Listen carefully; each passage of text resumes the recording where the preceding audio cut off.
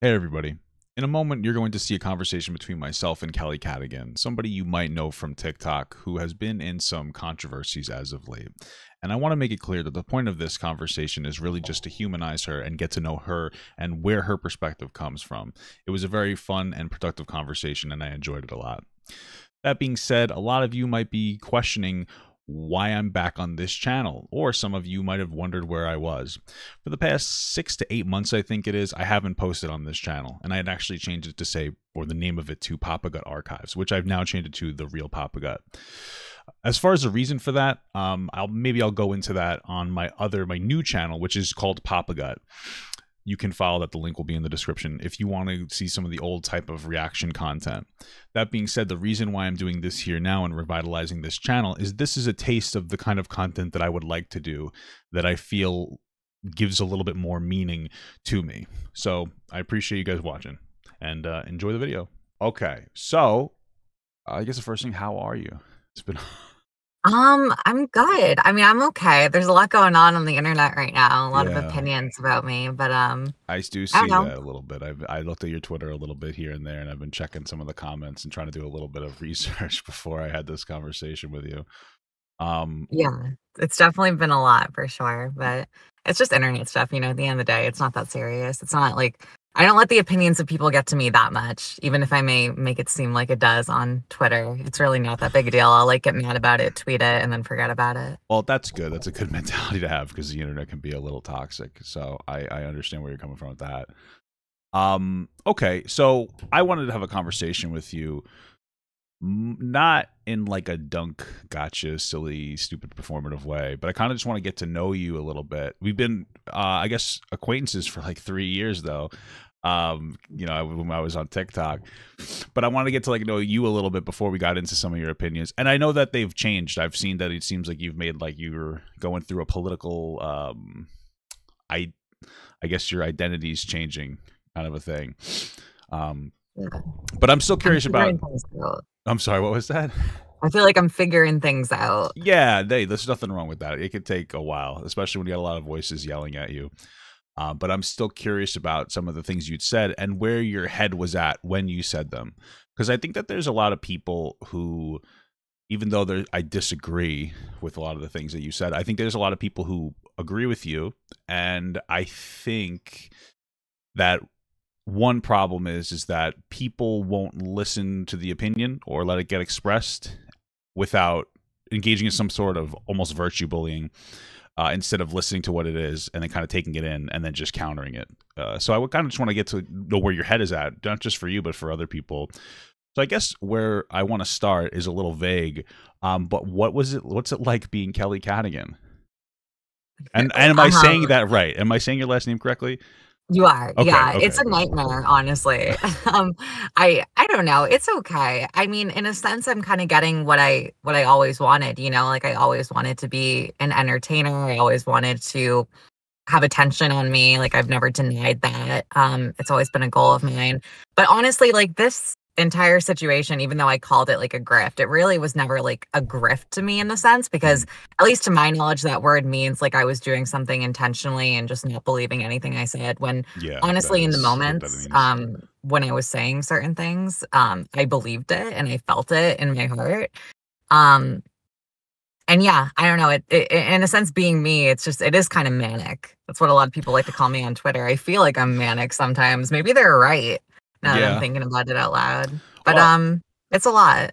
the internet can make you a little manic too. Sometimes you get disproportionate responses to some of the things that you say, even if they're bad things. Sometimes the backlash is worse than you deserve, so it can really put you in a negative headspace. So I totally understand that. Um, yeah. So, a generic question number two: what made you start TikTok, and how did you get to this point? And what kind of content were you making originally? Because I'm pretty sure you were making different content originally. Yeah, I started TikTok, I think maybe 3 years ago. I'm not really sure anymore. But I basically was just making content where I was trying to piss off quote unquote transphobic people by just being like, I'm still hot though, regardless of your opinion on me. I And it was just remember that a little super bit. Yeah. narcissistic, stupid content. And honestly, I started doing that because I wanted to be famous. You know, I wanted to be an influencer. I've always wanted to be an entertainer. You know, before when I was in high school, before TikTok, I was making YouTube videos that didn't Oh, really okay. take off. They're all privated Are they, now. I was gonna say, are Thank they God. still available? Are we able to take a look at them? To me, if you go into my account and you look at the private Okay. stuff, but not to only thing up is my podcasts nowadays, I think. Oh, is that But something that you've been uh, working on consistently, or is that kind of like a is or is that kind of dead in the water? I mean, I was working on like a YouTube channel at one point, but once TikTok took off, I just went full ahead with that, full steam Yeah. ahead. But in terms of like YouTube, I did try to start like a podcast, and Mm. I don't know, it got like 2,000-3,000 views, That's not too and I bad though just for a start. That's yeah. pretty good.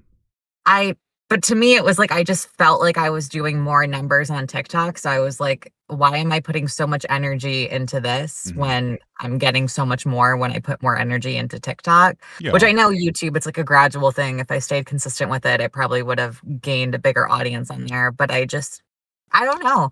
YouTube is never for me. Every time I wanna do a YouTube video, it never comes out that good. I feel like I'm a very, like, emotional, reactive person, Hmm. so TikTok is good for me because I can just see a comment and, like, immediately film a video and film my Yeah. reaction to it. But yeah, just a I better get that. platform for me. I would say when it comes to you, I don't know what your financial situation is, and I know that's none of my business. But I will say that YouTube, even with exponentially smaller numbers, can yield a lot more money. Um, and it's a little more consistent. So, like you said, like it's a slow, gradual build. It's a somewhat consistent, gradual build. So, if you hit that monetization benchmark, like it's really not a bad idea to consider something. I don't know what TikTok's like. If you're just doing advertisement revenue or whatever, it's not great on TikTok, at least in my opinion. But once you hit that, Right. creator fund or whatever it's called on YouTube, it goes pretty hard. It's not too bad. So it's something to keep in mind, so you could have like a career longevity. Just a Yeah, little I didn't advice know that there. YouTube really paid like that. Like, I wasn't aware. I've never made, like, a cent from TikTok besides going on live. You're not in the TikTok creator fund or whatever? No, because that when that came out, everyone said it cut your views, and my I don't mentality think it was does. the more views I get, the more traction I get to my OF. Am I allowed to say that? Yeah, it's fine. I mean, The that more is a traction I would decent get business there and more strategy. money I would make there. So I was like, a view cut is not going to be worth me making like $15 from TikTok versus like the money I was making on OnlyFans, you know? Yeah, I get that. Yeah, because it's like I think when it first started, it was like $50 per million views was the rough estimate. Now it's down to like 20 or 25 from what I've seen. Um, Right. is not to be too personal. Is your OnlyFans doing better recently with the view increase? Do people actually check it out with the political content? Yeah, I mean, I'm not gonna lie, I've always been very transparent. Like, when there's more traction on my TikTok or more traction about me in general, that always makes the numbers on my Okay. OnlyFans go up. It's like the one little thing of mental sanity I have to hang on to is I'm just like, "Okay, well, at least my OF is doing good right now, even though all this craziness is being said about me." But yeah, it my OF is honestly though, it never really goes like that up or that down. It's very consistent and it always has been very consistent with the amount of money I make. Well, that's I good. mean, obviously when there's like a ton of drama, it goes up like maybe a couple grand, but Wow. it's never anything like that insane. Well, it still sounds like your OnlyFans is a pretty lucrative business. So good for you. It's Yeah, and that's the thing. People always want to be pressured to do more on there. I'm doing the same damn thing I was doing 3 years ago on there, which is just putting on a different outfit, taking it off, and then you can pay for a video if you want, you know? Like it's I've never pushed it that much farther, and I'm pretty happy about that decision. I would say that's well, one, that's good, but two, I think that's very unique. A lot because I've seen a lot of the OnlyFans stories from girls who are like, when we first started, we were making tons of money, but then very quickly people wanted us to spread it a little bit. They wanted to get a little bit more provocative, and they weren't into that, and the money started dropping unless they started like really like digging in. So the fact that you're able to do that with I guess whatever you're doing, that's good. I mean, that's pretty lucky.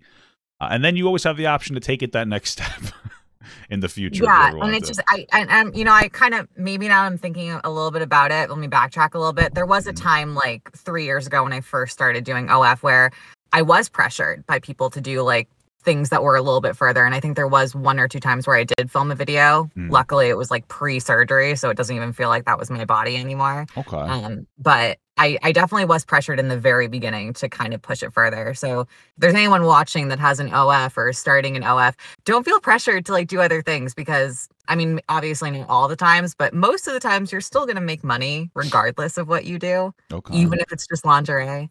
But all right.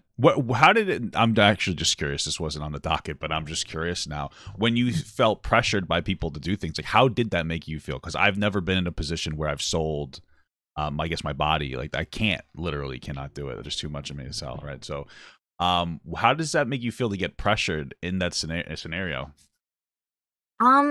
it was so long ago, like that was like, because I was like 19 or 20 back when this was happening, and I was naive and felt like I had to do things to make more money. So in a sense, it felt like I had to do these things or I was going to lose my audience and everyone's Okay. going to leave, because I had the same mentality you did, that everyone else does, that, oh, you're going to be washed up if you don't keep going further and further. People are going to get bored and leave. And I don't know if that's true all the time. And I think maybe it's a little bit different for me because I'm a content creator and I'm more than just my OnlyFans. Yeah. So I think there's a good amount of people on there that genuinely just like supporting me, even if it's the same stuff they've kind of seen before. So yeah, I think I'm lucky in that regard. But at the time, it felt like it wasn't really a feeling. It was just like, oh, I have to do this or I'm going to lose my income. And I had quit my job, very shortly for doing OF. But it wasn't like I was doing anything that serious. I was a college dropout. I was working at McDonald's. Like it wasn't anything that serious. So I kind of just like let it all go for this social media thing. And it's kind of worked ever since. Well, yeah, it sounds like you get the parasocial thing a little bit down, where you get people to kind of tune in and they like you. There's definitely people who clearly like you.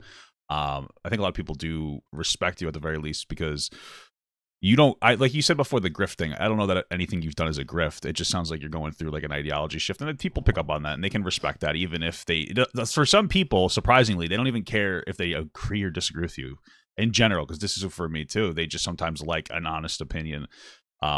Because on the internet, it seems like sometimes you can't find those. It seems that sometimes they're a little few and far between.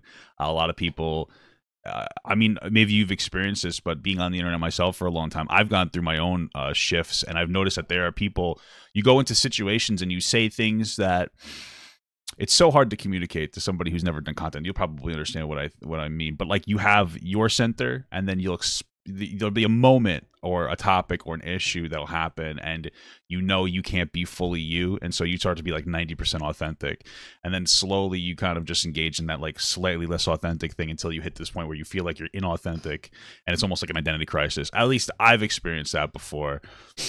Right. Absolutely. Your fan base starts to expect you to say like certain things. And It's back when I was on the right. One thing they were trying to pressure me to say was that I was pro-life.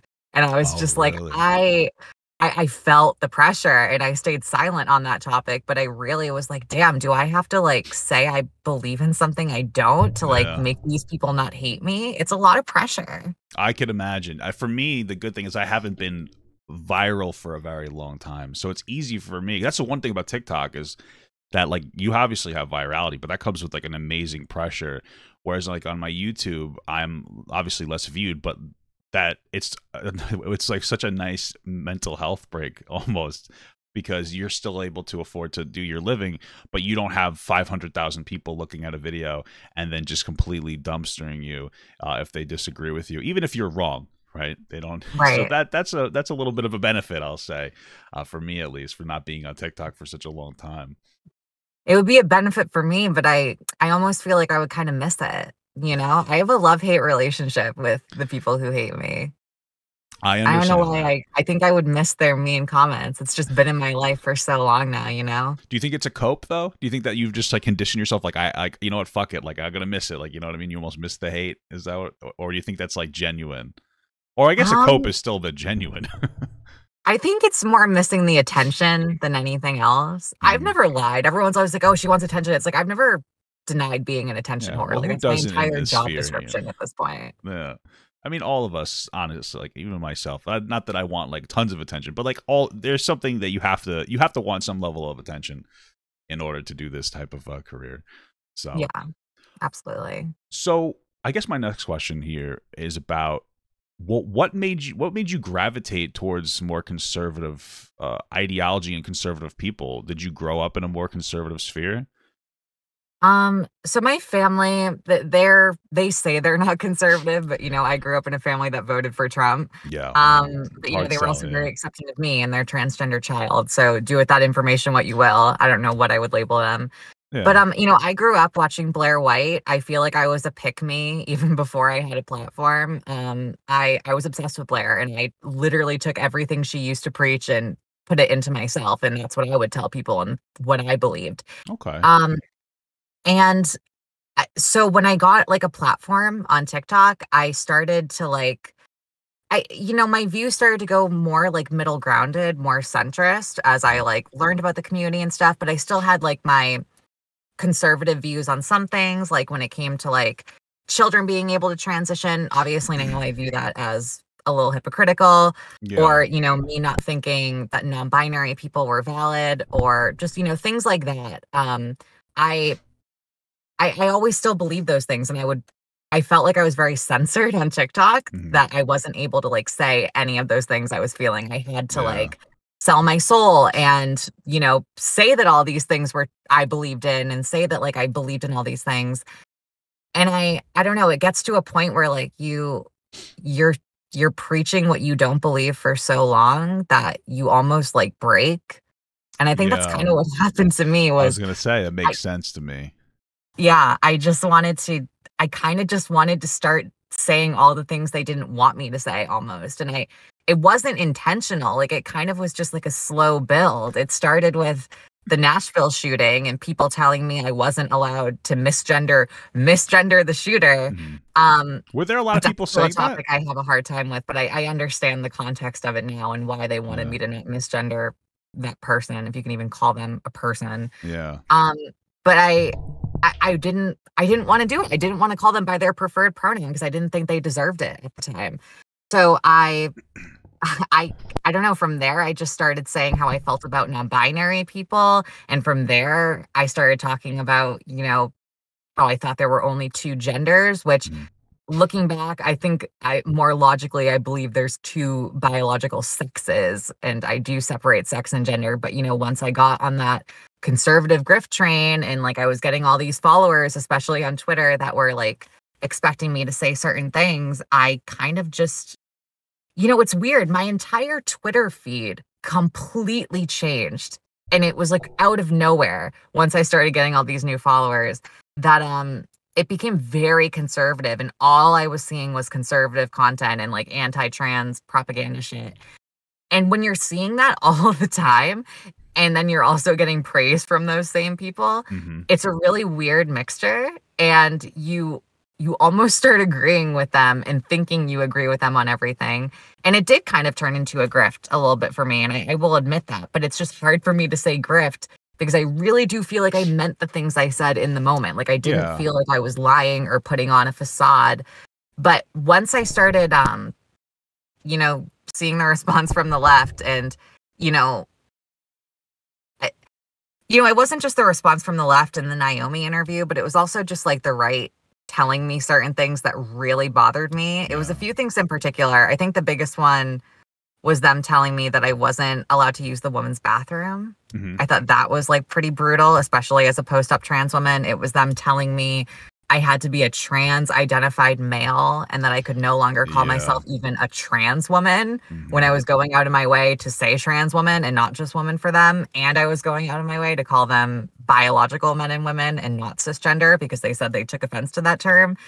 And it was also them telling me if I adopted a child one day that I wasn't able to call myself a mother or celebrate Mother's Day, which was confusing to me because I was like, aren't you guys the same crowd that doesn't want me to indoctrinate children? So why would I explain my transition yeah. to Actually, my that's a good future point. adopted child? Yeah, It you'd was, wanna tell your kid you weren't trans, right? Then you'd want yeah, yeah, it's by that just, logic.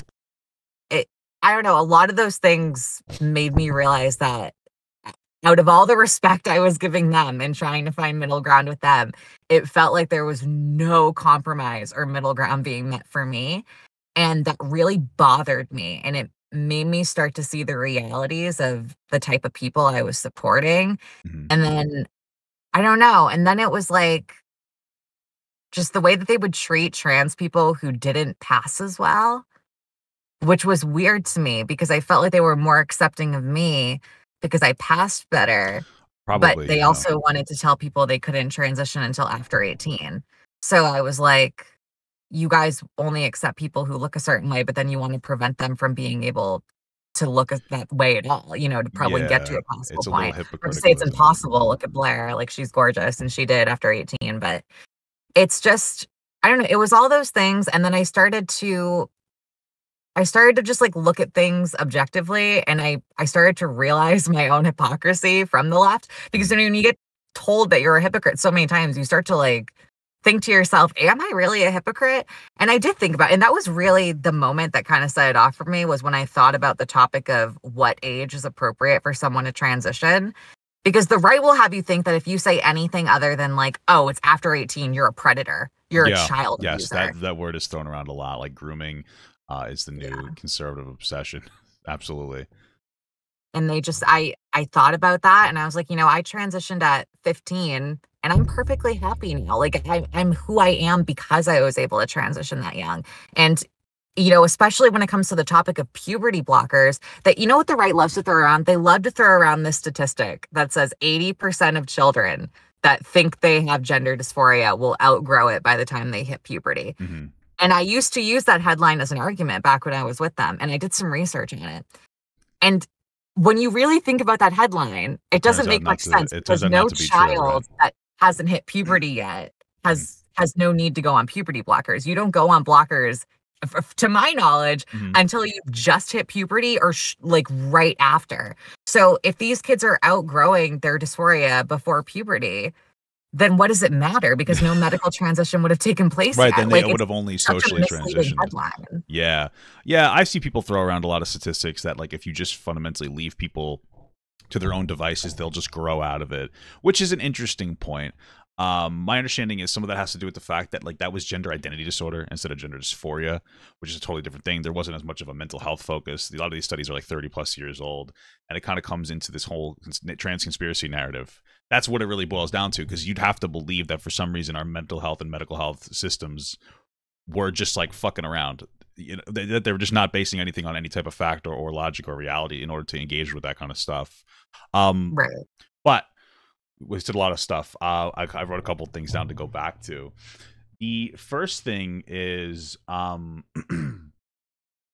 the selling your soul thing, kind of the idea what you're talking about before, because I understand where you're coming from. Even today, I try to come back to TikTok and I'll get videos with a couple million views, but the things that they'll say, the audience will say, is like it's upsetting to me sometimes. Like you'll express your opinion, and for me, and I think that this is the same for you.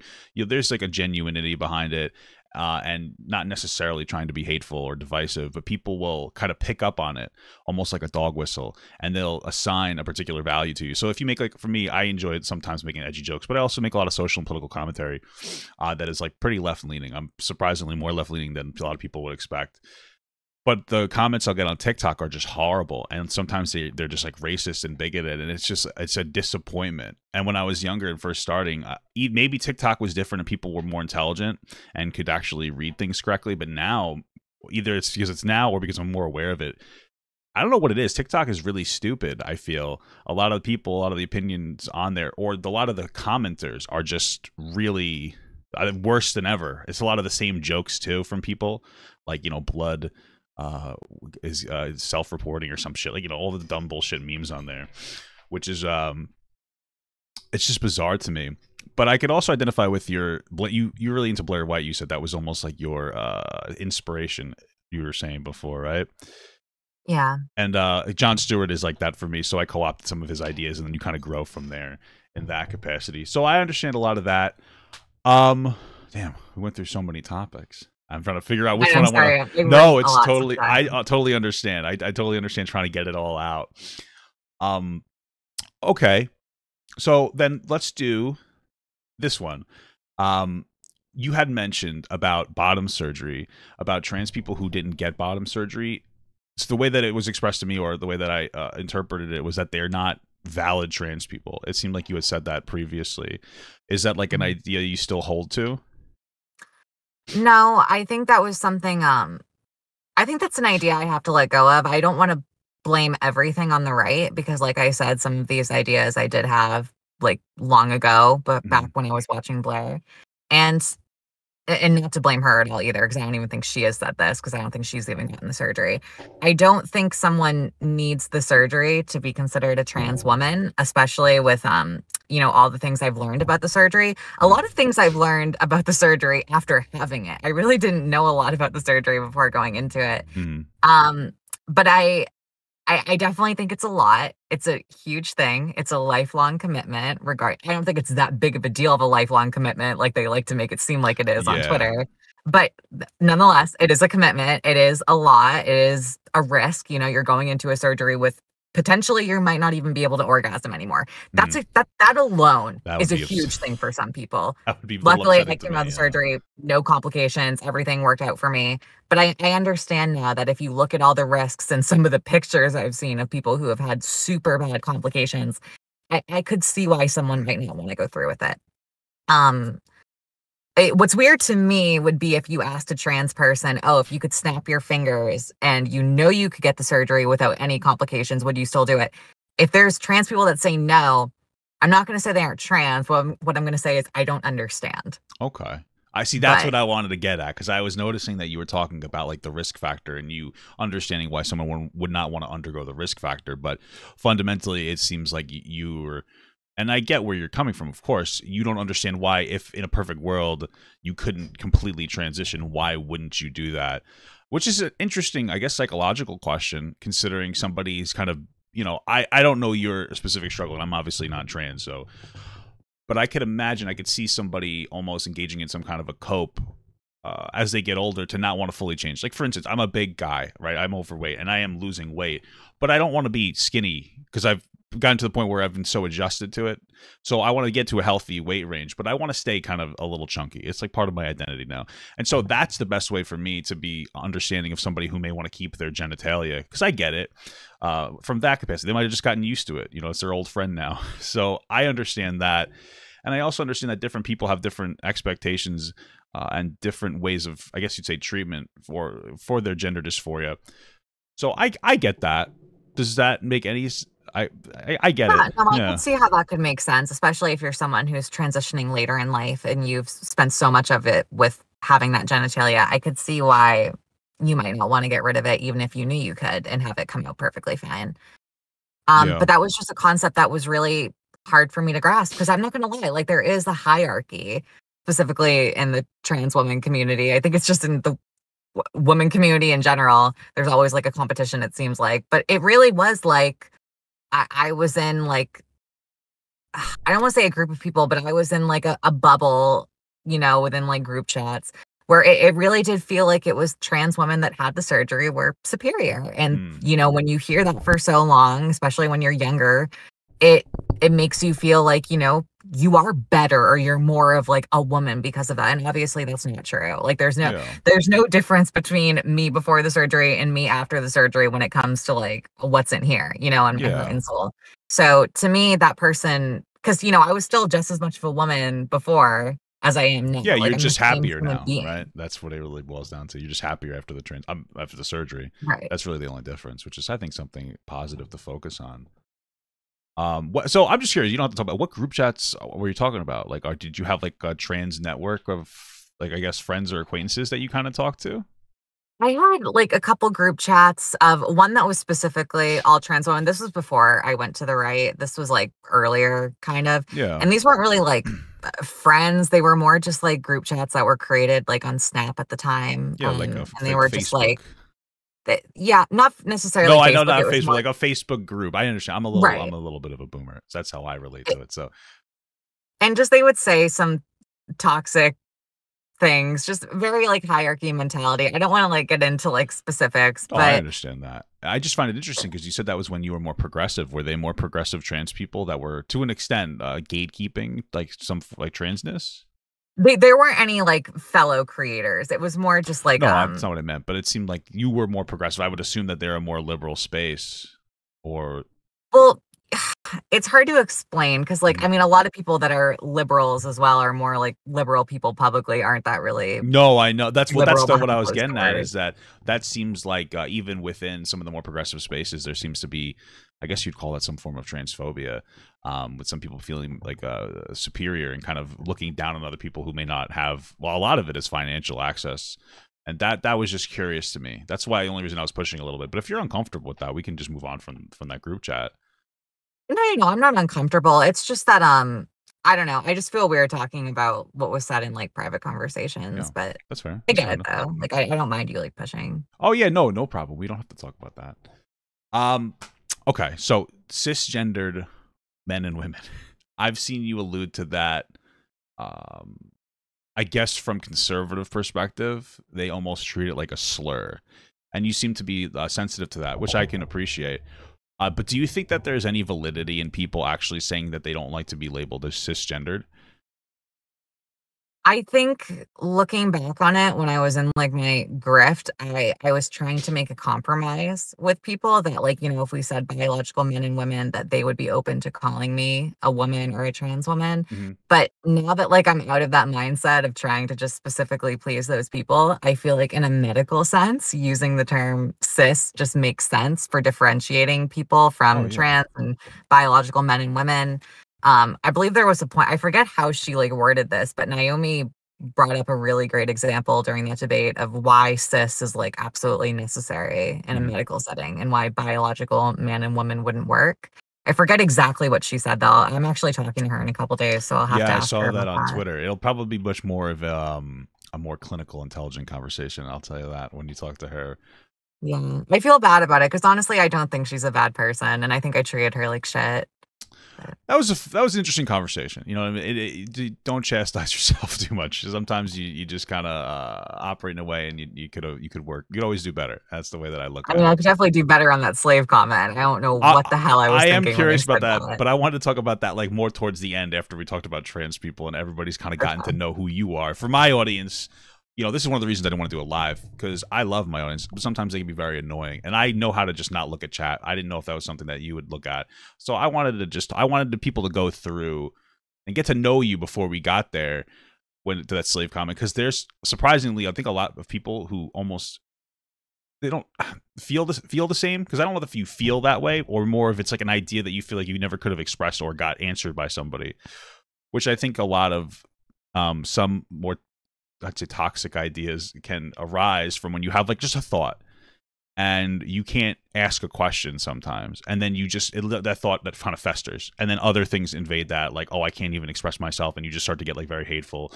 when your expression of things unintentionally. Right. But I will ask that like a little bit later but after we get to know the Kelly Cadigan, which I think we're at a good spot. um yeah, for me, cisgender, it's just like a medical thing, I guess. Nobody like trans women don't want to be called trans women in their day-to-day lives, or trans men for that. We don't really talk enough about trans men, but so it's really just when it comes to this conversation, when you're engaged in the discourse is the only time. And I feel like this is one of those areas that bothers me because it's just so sensitive. I had people on the right are always talking about how sensitive people on the left are. This is an example of people being too sensitive on the right. It's just a label. It's like it's really more of like a clinical term, I guess you could say in some capacity. That's all it is. That's all it is to me. And I think that conservatives need to like chill the fuck out a little bit when it comes down to Right. that kind They of they stuff. love to push it, this whole narrative, like we're forcing a label on them. And it's like it's Yeah, not that serious. and It's they're just used offended. in a medical sense. They're looking to be offended. Like they're just like all like the frankly like very young progressive people who maybe get a little crazy with their progressive ideology because they're exploring. They're no Right. different. It's just the same like little cope. So dating. That's a curious question. If I push anything too far, let me know. But I'm curious about your interpretation or your opinions on dating and when it comes to being trans. And the most easy question to ask is probably, or the first question naturally, is what about, do you think it's transphobic to not want to date a trans person?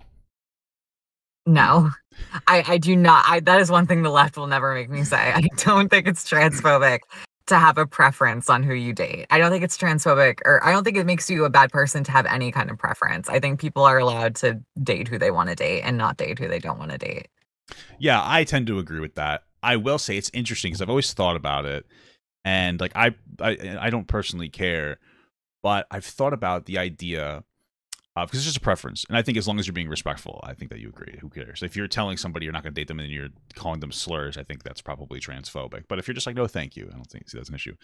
But do Right. you think that there is some kind of, and this is like a weird question, maybe deep-seated, I don't use the word homophobia, and I'm using that word intentionally, to some people who may not want to date a trans person, specifically because if somebody didn't want to date a trans man, or excuse me, a trans woman or trans man, for instance, that could be because they interpret that person still as a woman.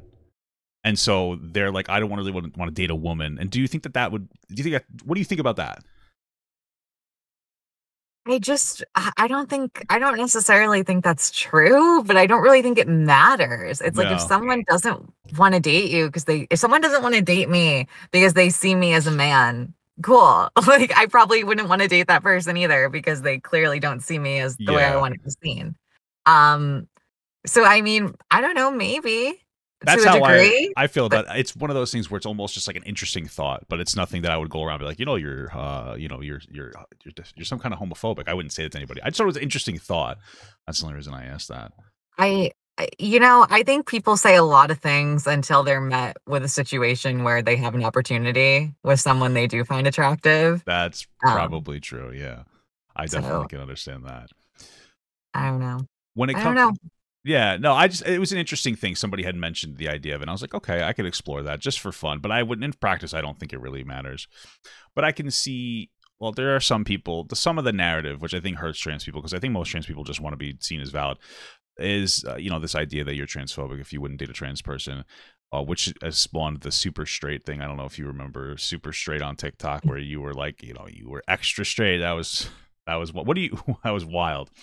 It was wild. What do you think about super straight? I think it was just a stupid trend. Like, does anyone even say it anymore? Like, I No, thought they it wasn't don't. a thing. They did it for like a few months, and then it went. There was like a super straight flag. I think it was like orange or something. It was wild. It's just so funny because it's like I would love to get like all the people who identify as super straight and just I wish we could like put them in a room with like cameras alone with like the most attractive trans woman that's just like so like down to do anything and just see like what they would do. Because I feel like more than 50% of them would end up like not being super straight. But Probably, I think so. Before you were talking about your OnlyFans too. It seems like there a lot of conservative men gravitated towards that, and they're most likely attracted to you if they're going to your OnlyFans. So it seems like there's a lot of people who are attracted to trans people, but they're coping, like they want to pretend like they're not valid, but then they go look at the OnlyFans and whatnot. or they're just curious. I'm sure some people go there just because they want to see, That's fair even too. if they're just not necessarily attracted to Like it. just medical reasons is what you're saying. Just like research, they're doing just research. Yeah, Okay, just doing I'm research, sure right? that's That's what a lot of them are doing. I'm sure That's what it's they tell just their wives. yeah. Well, I imagine they don't tell their wife. Yeah, well, that's probably what's actually happening, you're right. Um, so when it comes to dating, a little bit more of an intimate question, but I've seen trans people express frustration when it comes to dating because they're worried about the person that they're dating still perceiving them as, like, what would you say, like their assigned sex. I think that's the right, Gender or yeah, whichever. I think it's assigned sex or at birth, or gender at birth. But have you ever experienced something like that? Because I've seen some trans people say that they're not attracted to bisexual people because they don't want to engage with somebody who would potentially perceive them as their born sex. And I mean, they can phrase it that way, but I think it's more like I don't know. I think it might be more to do with the fact that like why do a lot of biological women or cis women not want to date like bisexual men? Mhm. Because I think it's just like a thing where very feminine men or feminine women want to be with like the straightest of straight men, like Sure. I think to some women, not to say this is like an offensive thing, like I'm not like putting down bisexual people at all, but just realistically speaking, I think a lot of women, trans or not, just don't want to date bisexual men because they don't find it attractive to be with a man that's sleeping with other men. Is that I've heard, offensive to say? I don't you even know if know, I'm gonna get I'm canceled again for that. I'm gonna be honest with you. I don't know if it's offensive to say. I don't think you're saying it hatefully, but I've heard that before from women and cis women too. Like that is something that some women will say, that they don't like, they would almost lose respect for a guy, especially if they ever knew that they, they took it, they received information, you know what I mean? Mhm. So I've heard that before. It's interesting, and again, it gets into, I guess, a conversation about masculinity. um yeah, I've heard that before. I don't know if that's offensive. I think it's okay to have a preference, of course, but I've heard that before. I feel bad for bisexual men, I guess, at this point. Sorry, guys. Yeah, I feel like that's why, I mean, I hate to say it, but I feel like that gives them all the more reason to be like, "Oh, well, I'm gonna keep it hidden now, like, I don't wanna say anything," and, like, I can't even Yeah. blame them for that, but it's just, like, the harsh realities of the world, like, a lot of women are like that.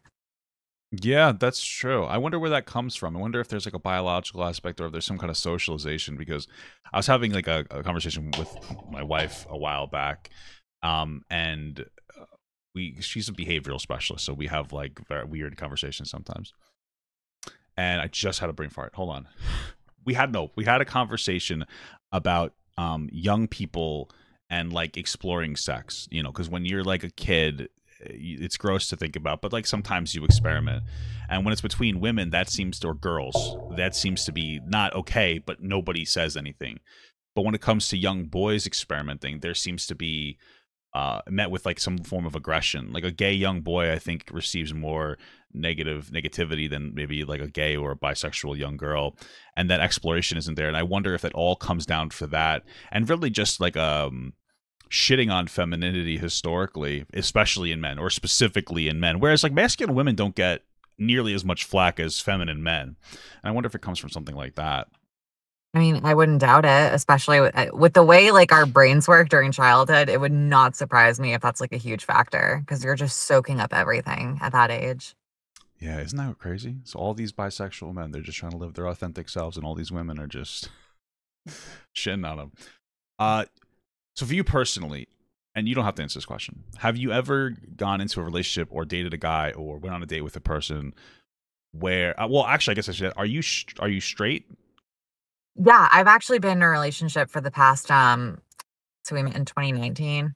It's, like, 4.5 years now. I think I remember that. Yeah, I think I remember that. Yeah, good for you that you guys lasting so long. When are you guys getting married? Is the next question.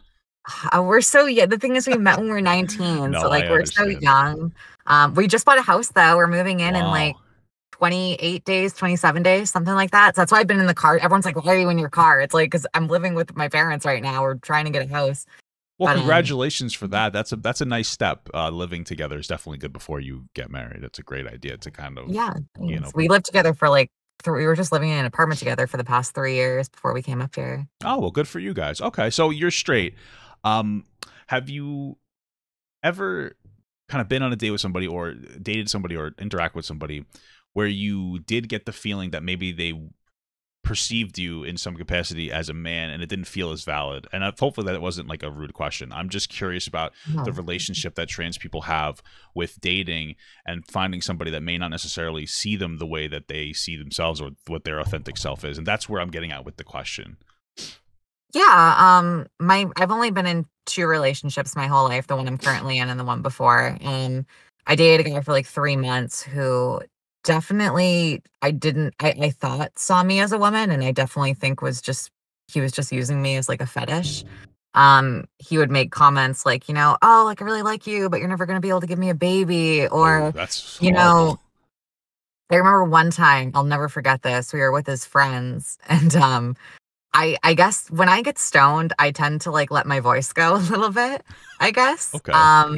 and I just tend to be a little more relaxed and I guess a tiny bit deeper, and I remember, like, his friends were all around, and I guess I was a little bit deeper toned, and he, like, kinda came in to, like, give me a kiss, and then, like, after the kiss was like, "Oh, shut the fuck up," or Oh, something like that. Jesus Christ. I don't mean to laugh. That's Um, horrible.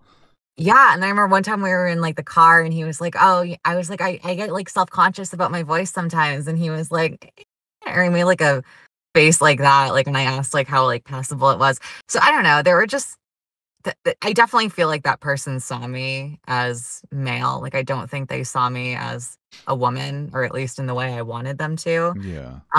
So that was definitely a relationship where I felt like I wasn't seen the way I am, It was kinda just shitty. Yeah, that's really unfortunate. Do you feel like you're seen the way you're meant to be seen with your current partner?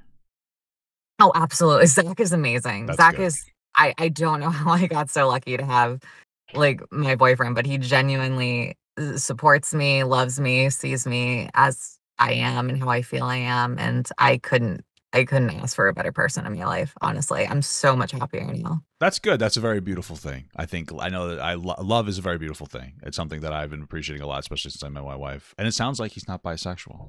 I'm just busting chops. Yeah. He's never been with a man, so unless you Uh, count me. well, But I would I would not, but okay. um, you tell anyone on the right, like, you ask them, every comment underneath the tweet when I bring up my relationship is, "Your boyfriend's gay, gay." yeah, that's sorry. You threw me for a loop with that one. It's very interesting that you express that because I feel like a lot of people in general, but like especially women, have that thought of just kind of, at least again with my wife, I talk about my wife too much sometimes, but just that thought of wanting to be seen as like some form of valid and not be criticized and destroyed for any small or minor issue that they might have. It's just like a sense of security. So I can definitely appreciate and respect that. The Right. last question I want to ask when it comes to the dating sphere is, what do you think about not telling people that you're trans before? To two different things, hooking up and dating, and we'll start with hooking up. Here's the thing. I could sit here and be politically correct and be like, of course, you need to tell every partner that you're trans Yeah. before you do anything with them, because that is the right answer. And that is what you're supposed to do to be a good human being. Okay. With that being said, if I was single and I had just come into like my new passability and I knew I wasn't like starting a relationship with these people and I was involved in hookup culture, especially when I was younger, would I be telling all these men I was trans? Probably not. So I get it. I get why trans people do it. Doesn't make it right. Doesn't mean it's not fucked up, but I understand why they do it because it's a huge validation thing for them, I'm sure. Yeah. So I used to be on the side where you have to tell them before any physical interaction. I'm fine with getting the going on a date, but once you like kiss or anything else, you have to say it. And if not, it's like a horrible thing. Again, with my wife, we had like these hour-long conversations of it, and she asked me this question when it comes to hooking up, because I think when it comes to like dating, that's a different parameter. But when it comes to hooking up, she's like, well, what is the difference between that and not telling somebody that you're married and like cheating on your spouse? Like, what does it really matter? You're hooking up with them for like one night. Nothing really matters. You're not going to explode from having sex with a trans person. So what does it really matter? And that sat with me for a while. And I'm like, I still think you should say it like you're saying, but I don't really care now. It's like, I don't have a strong opinion. It's like, okay, if you have sex with a trans person, they don't tell you because you're hooking up. Well, that's another reason why hookup culture maybe isn't the best thing in the world. Maybe that's a problem. You didn't get to know somebody. What if they had an STD and you didn't know? You didn't screen them properly. There's bigger things to worry about. So that's how I feel Right. with I didn't that. really think about it like that. I think you're right, honestly.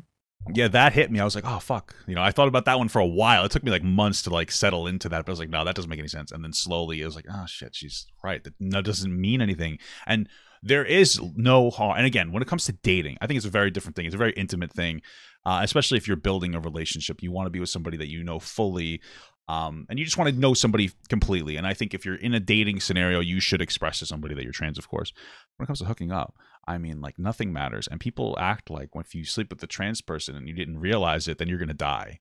And that's the internalized homophobia that I was talking Right. about before. That's what it makes sense.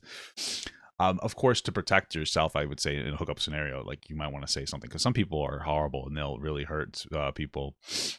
Yeah, but I totally agree with you, honestly. Like, I feel like dating, you need to tell them. Obviously, you're building a relationship with someone, and if you don't tell them, it's all on lies. But like hooking up, I mean, yeah, you're right. Like, you're just hooking up with someone. They could be married, they could have an STD, it could be anything. Yeah. So I don't know. I think you're right when it comes to the hookup culture. I don't think it matters. Yeah, it's one of those things where when it comes to that, there's so many issues where I feel like we're forced to have an opinion on or a strong opinion on the internet. But as I get older and I realize it more, I've realized nobody seems to have ever say when it comes to anything like, I just don't have a strong opinion on that. Everybody seems to have almost a performative opinion, and everything's so hyperbolic. I don't know if this is something that you've ever noticed where anything that happens, you have to have like, okay, this is how I feel, either yes or no, very strongly. And this is one of those things where I just don't feel very strongly, but like whatever. But people will have a meltdown. People get very upset, and I've seen people compare it to being sexually assaulted. And sorry if that Right. was a little too triggering. I was wondering how you felt about like the comparison of hooking up with a trans person that you didn't know was trans and comparing that to some form of sexual assault. I think that's bull. Me too. I think that's just people wanting to be homophobic, transphobic, whatever you want to call it. They're like, oh, you're going to trick me, throw him in jail. I think it's so funny how they spend all this time talking about this topic, yet the other half of the time they're like, trans women shouldn't be like, trans women trick people. Or like, I can't tell if a trans woman's trans, but like, then I'm going to complain about being tricked the other 50% of the time. Yeah. It's like, if you guys can always tell, why does this matter anyways? What's the point of this conversation? Well, I imagine if they couldn't tell, then everybody wins, right? Right. Then it wouldn't matter. But that would be providing healthcare to everybody. That's a bad thing too for them. But yeah, I find it very disproportionate. Like I said, I think it's comparable to like sleeping with somebody that was like married and you didn't know that they were cheating. I don't think that it's this deep violation and removal of autonomy. It is to an extent, it is well. I mean, you could debate over whether it's a lie or not. And if they don't ask, is it a lie Right. or is it? But, still shitty behavior on the husband's part. But. Yeah, well, oh no, that I didn't mean like that. I meant like to not say you're trans. I don't know if it's a lie if you're just hooking up because the question never came up. But then obviously, what's the generally expected? So I can see why you might be a little upset. But to call it sexual assault, I think that's a very horrible thing to happen to somebody and like a complete removal of autonomy. And it's very disproportionate to me for people compare it to that because that's another way of just kind of diminishing sexual assault. In the same way that conservatives diminish what grooming is when they say that anything that it comes to kids is some form of grooming. It's a very interesting hyperbolic language used by everybody all over the place. It's rather preposterous to me. Right. They're making the word lose its power, honestly. Yeah. It's losing a lot of its impact and it's just an unfortunate thing, especially to survivors of stuff like that. So that's how I feel about that. So I'm curious what your perspective is on non-binary people in general. I think I've always kind of felt kind of like you did, like I don't understand it, but I would respect anyone who identified that way. Yeah, absolutely. I think when I went to the right and I knew that I could say a harsher version of that, of I don't understand, by going from saying I don't understand to saying your identities aren't valid because I don't understand, I knew I was going to get support from the right by saying that, and I knew it was attention grabbing. Mm-hmm. So I tweeted that, and I tweeted about how I didn't think they were valid because I was in a place where I don't understand, and I still don't understand, but I'm now in a spot where I'm more open to understanding, and I'm not just trying to grift to the right. I'm trying to honestly understand these people because, honestly, this is going to sound so stupid, but one thing that really, it's so stupid, like the things that really kind of like make it click in your brain. But I was listening to a new album from Melanie Martinez that I was like obsessed with. Okay. And I was tweeting about it. And then someone responded and said, she identifies as non-binary and has they/she pronouns. And I was like, huh. And so that really bothered me because I really liked her album. And did it make you dislike her? Why do I like something so much from a creator that identifies this way? Like, it made me want to understand them more. And then once after that, I started going through like a lot of like my comments and looking. I would click on like profiles and like on TikTok, and when you click on someone's profile, you can go to their thing and see their pronouns at the top. Yeah, I would see how many of my supporters were non-binary or identified that way, and I was just like, maybe this isn't like the way to go. Like, if so many people are identifying this way, there probably is something to it. Like, they can't just all be quote unquote crazy. Yeah. So now that I'm back on the left, or I don't want to say I'm on the left, I just think I'm a person with my opinions, and that is what it is. But I'm more open to hearing non-binary people out about why they identify that way and what that means to them. And I'm really looking forward to Wednesday because I know Naomi identifies that way, I'm pretty sure. So it's going to be very interesting to me to learn about them and their community. And I'm hoping that, my mind will be changed and I'll learn something new.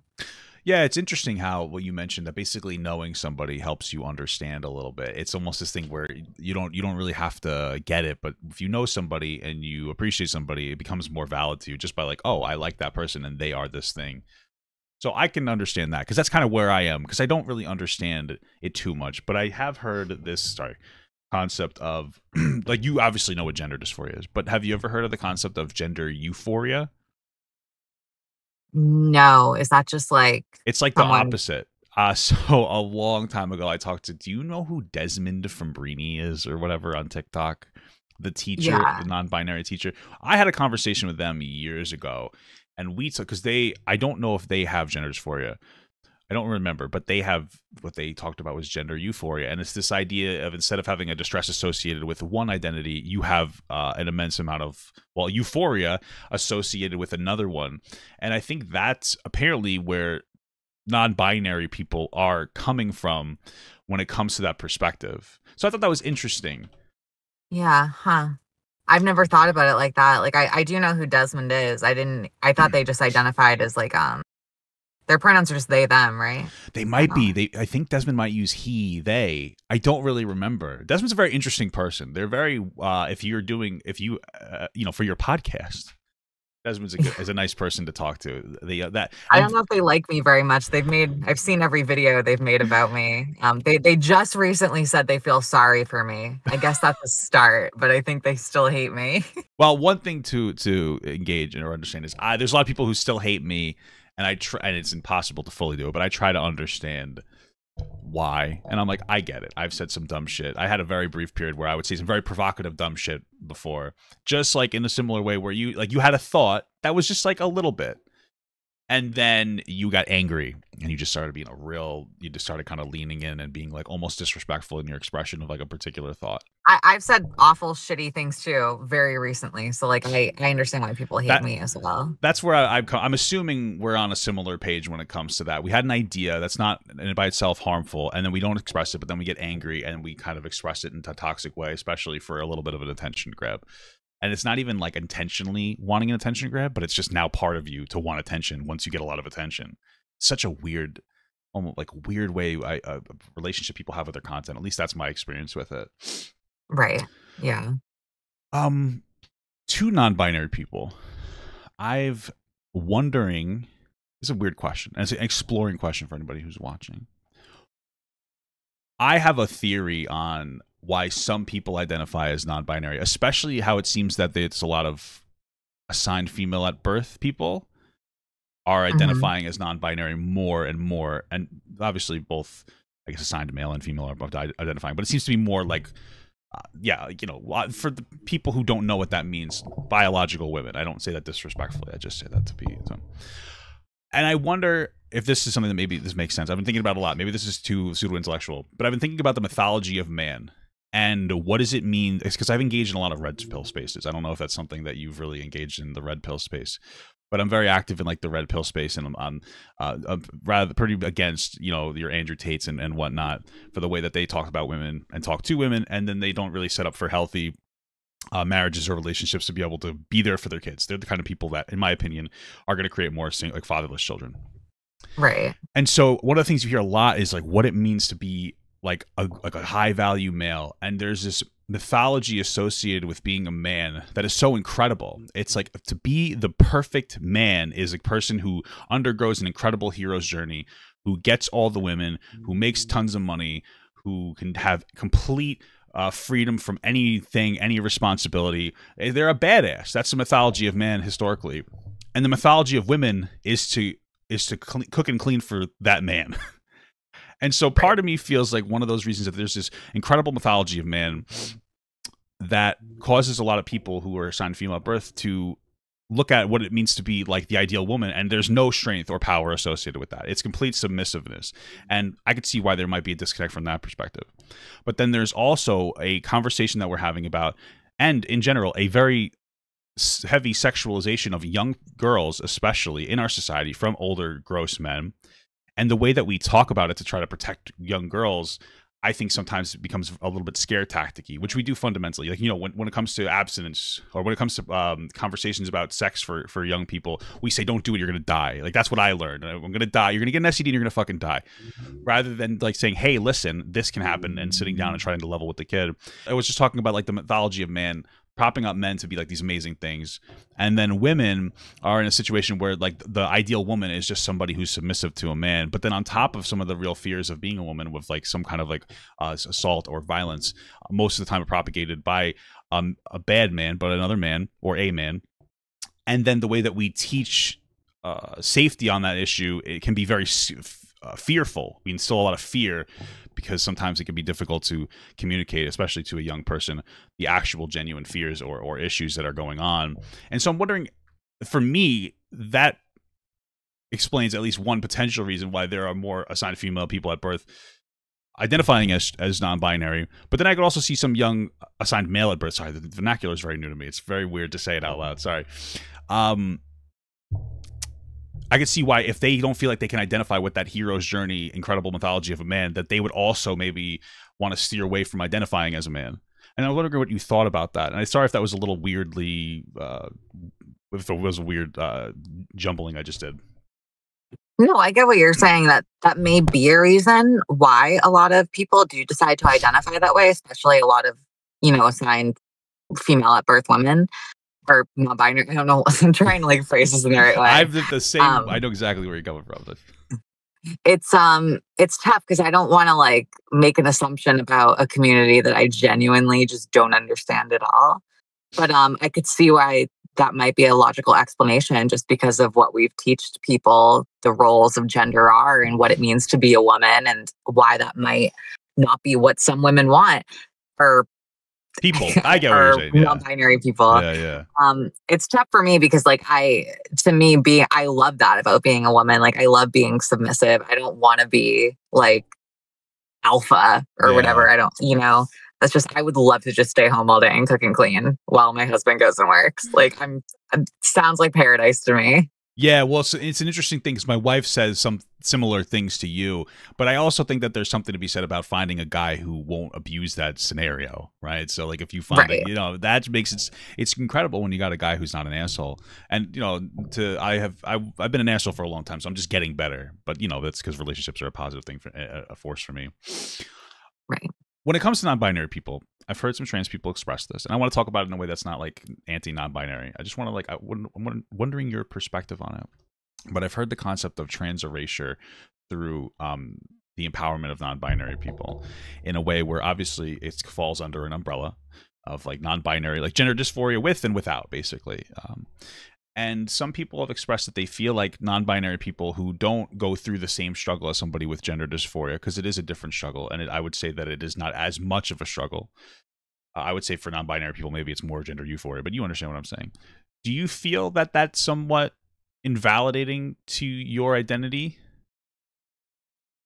Do I think it's invalidating? No, because I know who I am, and to me, I'm something different than a non-binary person, and it's confusing to me why they want to label themselves the same thing as trans people. Like, if I get like why, because they view transgender as an umbrella term, so they think that like they fall under it as well, which I can understand that. But it's just weird to me because, if you're going to call yourselves non-binary and we're going to call someone like me trans, why do they have to fall under the same umbrella then? Can't we all just be a part of the LGBTQ plus community? Like, why does it have to be, why is that so important to them? Because I've noticed to a lot of non-binary people, it's really important that they're categorized as transgender. And I don't know why they care so much about that. It's not even like it's affecting your pronouns or your identity in any way. So I just don't know why they're so hung up on that, I guess I would have to ask Naomi on Wednesday. Yeah. Do you think that it would be more productive to have non-binary people that don't have gender dysphoria, because there are some that do, to have them be labeled as something other than trans? Well, I think they are kind of, right? Like they label themselves as non-binary. Yeah. So I just don't even know why they need the trans label to begin with. Yeah, I think from my understanding, and I'm still very new to this and ignorant. Well, not super new, but it takes a while to learn. My understanding is it's that spectrum of gender identity, and I guess gender euphoria and dysphoria are on kind of like the same spectrum. And for them, it's more that they have a distress associated with their gender and their sex, like misaligning in some capacity, but their treatment method doesn't require potential like mental health services or hormonal treatment and whatnot. So it'd be similar to somebody who might have diagnosed autism or ADHD, or let's say autism, but they don't need robust supports. They don't need behavioral or cognitive behavioral therapy. They don't need a robust support. They don't need a group home, because a lot of these things are on like a sliding scale. Like you've seen people who are higher support needed autism, I'm assuming, and then you see lower support needed individuals with autism, and then you see some people that have diagnosed autism but they don't even seem like they have a particular issue. And I think that's where it's coming from. Not to compare it with like, not to, you know, with that, but does that make sense to me? And like I'm exploring that, so like I'm talking to you, I'm not like trying to educate you necessarily. I'm more asking like, does that make sense to you too? Does you know what I mean? Yeah, I mean, I could see how like they're comparable. Like, I mean, I not that long ago was comparing transgenderism to a birth defect. You know, so to me, I could Is that what you did? You compared it to a birth defect? Is that what you said? Is that really a rough take? I don't know. I still don't. A lot of people tell me that's a rough take, and I'm not saying it in a negative way. No, I'm just saying it. I think I know what you're saying, but it sounds so insensitive. But I think I know what you're saying. It's the same thing as like I have ADHD, so I have like diagnosed ADHD and something that like I did like a lot of treatment for when I was younger. That would be considered a birth defect, right? Mm-hmm.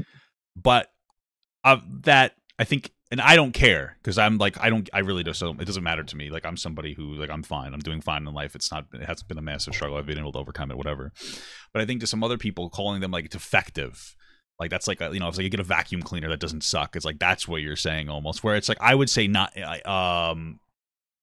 incongruent. I don't know. It's different. It's not normal. I think maybe I need a different word than defect. Yeah, I think that's probably a rough word because it's more of just like this is like a whole other thing. But they're born like a little bit different in some capacity, which we all are. All of us are mostly normal, except for a couple of things. I think that's how most people are. And it's a lot of those things that make us different. We don't require the society to help us necessarily, but then there's some people that do need help in some capacity. And to bring it back to like mental health, like autism, for instance, being born with autism in our society with our constructs is seen as bad and different. But there are a lot of people with autism that are exponentially more intelligent than any of us. And it's almost like if we had a better system for some people, and we didn't throw 30 kids into a classroom, that other people with different ideas or different ways that they express themselves, like maybe ADHD or autism, they might thrive to a point where they're even, you know, more intelligent and be able to do even more things than the rest of us. But it's just because the way that society categorizes things that it becomes an incongruence. It becomes different, but not bad. But it's something that's based on the way our society operates.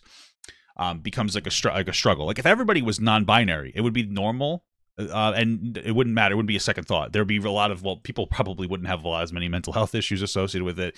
And then somebody that wasn't non-binary, they might be.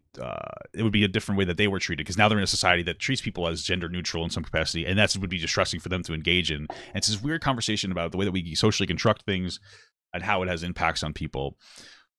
If that makes sense.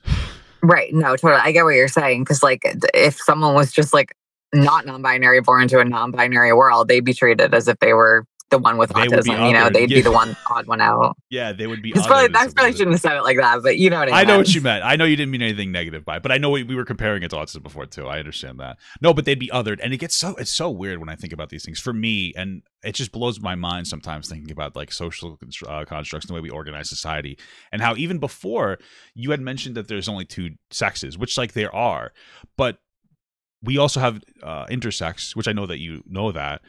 But we as human beings, these things exist objectively, regardless of the way that we decided to label them. So what we call male, what we call female, and what we call intersex, and like pseudo-male and pseudo-female intersex, but those all exist regardless of what we label them. But we decided to label them as male and female, and then intersex, you have to choose between the two, where we could have had a society that constructed the idea of if you're intersex, that could have just been a third sex. But we made it not that way.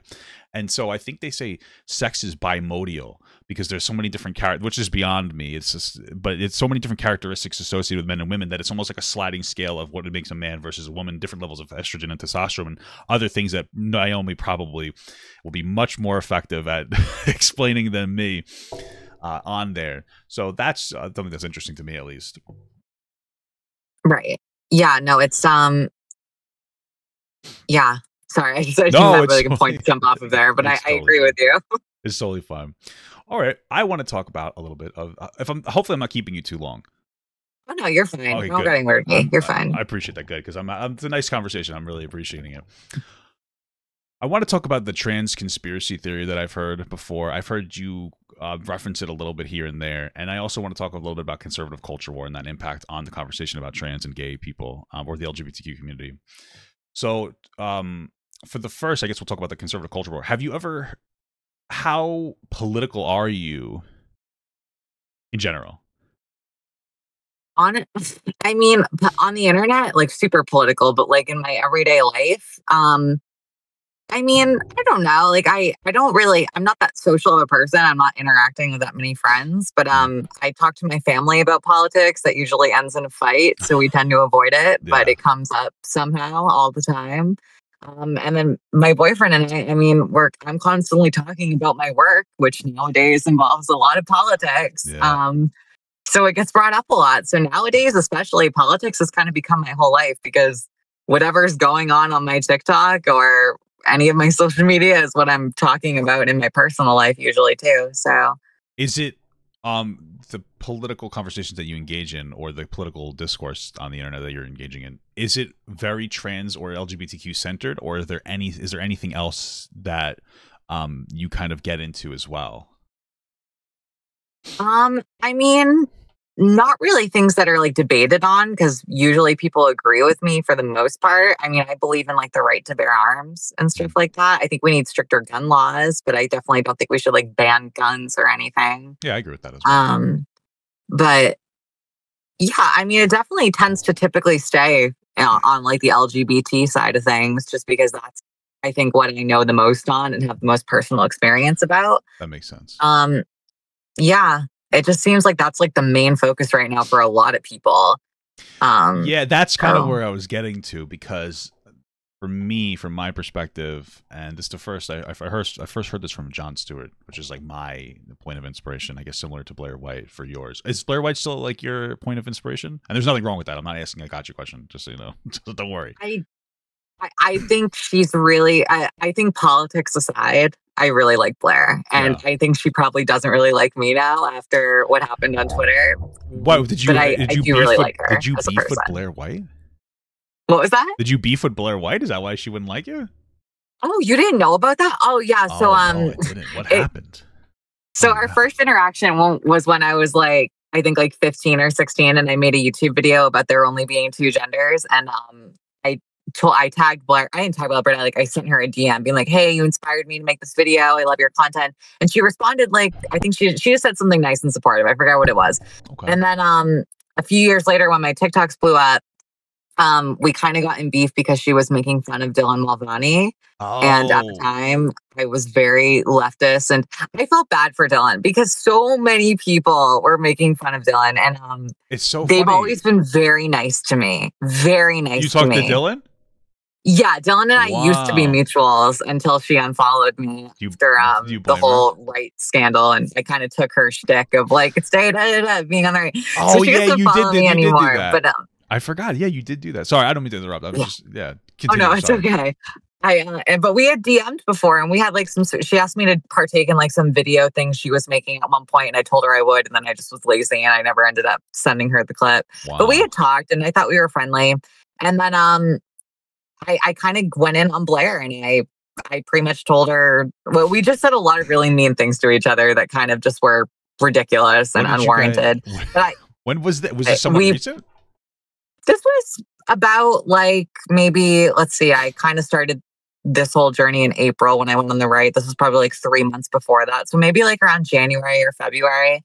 So you and Blaire beefed when about you and Blaire beefed 3 months ago?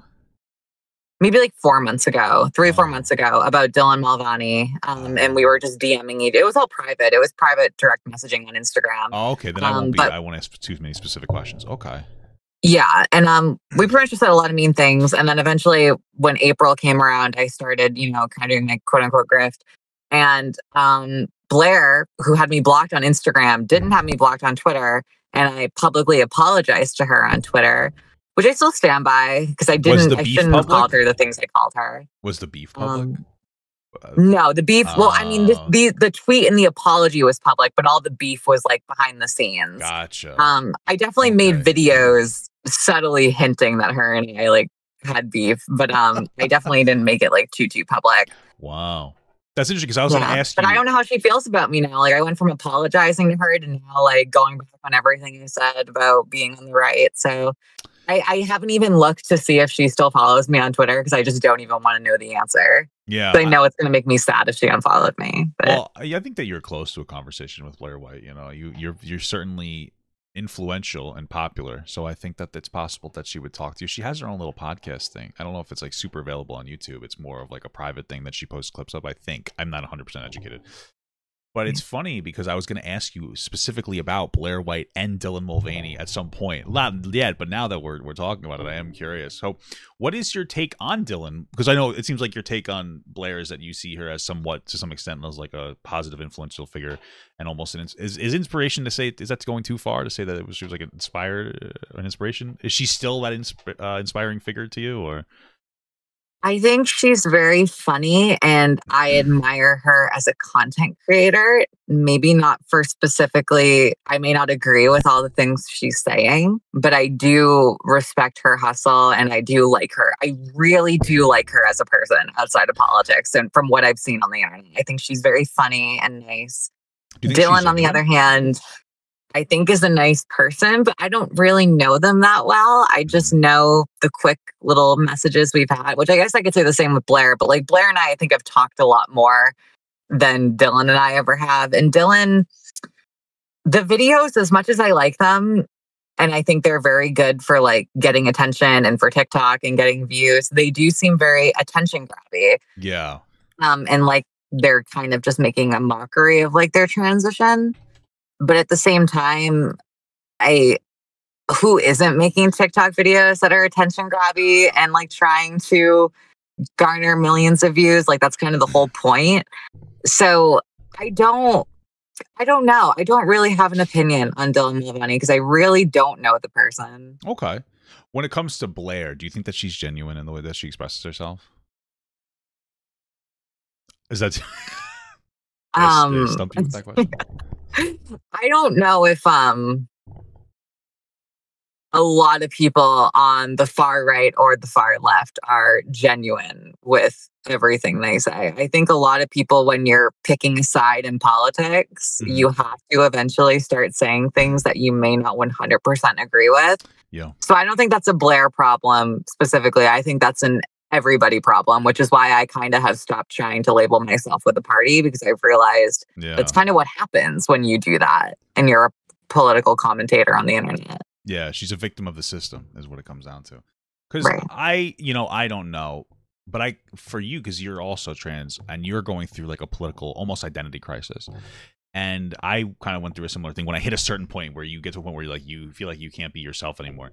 And so I was wondering if you'd have more insight. Because some people say she's grifting. I don't know, because I don't want to assume instantly that everybody's just lying and trying to get money. I know that we want to all get paid, right? We all do want to do that. But you can get paid without like grifting necessarily.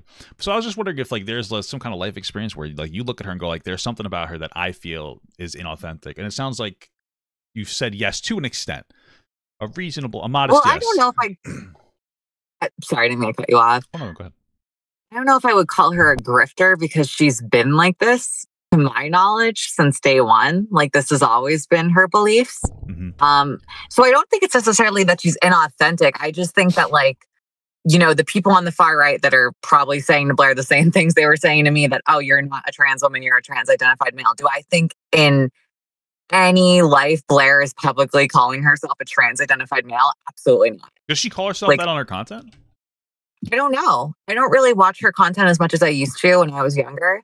But from what I've gotten from the people that were on the right that were replying to me, who presumably are the same people that follow her and have respect for her, they didn't want me to even be called a trans woman. They didn't even they didn't want me to use the woman's bathroom. I know Blaire has made a video talking about that she thinks she has a right to use the woman's bathroom. Keep in mind, she's pre-op.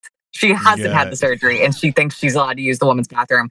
Those people are not going to agree with that ever. So to me, it's either Blaire pretends to agree with them or she stays silent on certain topics. Okay. Yeah, that makes sense to me.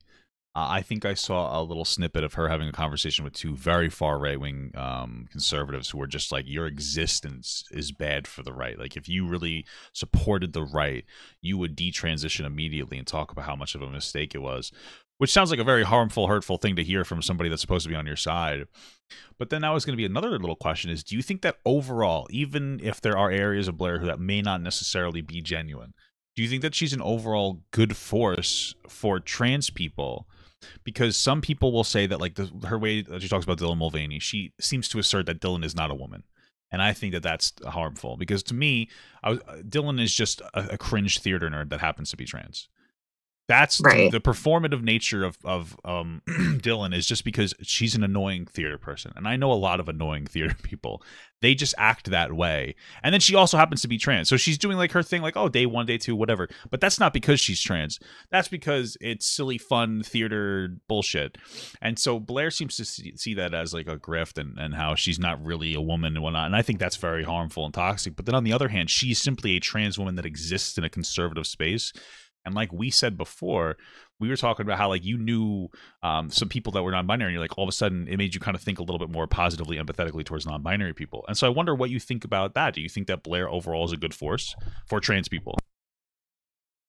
I think she sometimes has good takes on certain things, but I think she pushes it too far because she wants to appease conservatives. Like, I don't think it's fair and this is what I don't understand about conservatives, is they'll judge people like Dylan Mulvaney who are very like new to their transition and clearly don't pass as well yet. Yeah.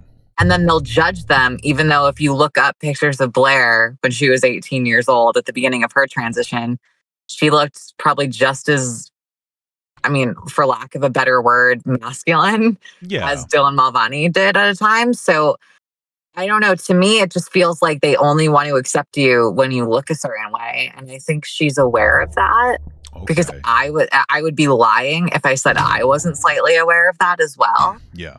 And that's just how it works on the right. Like, you as a trans person can be accepted by them if you look a certain way. And it's just the sad truth.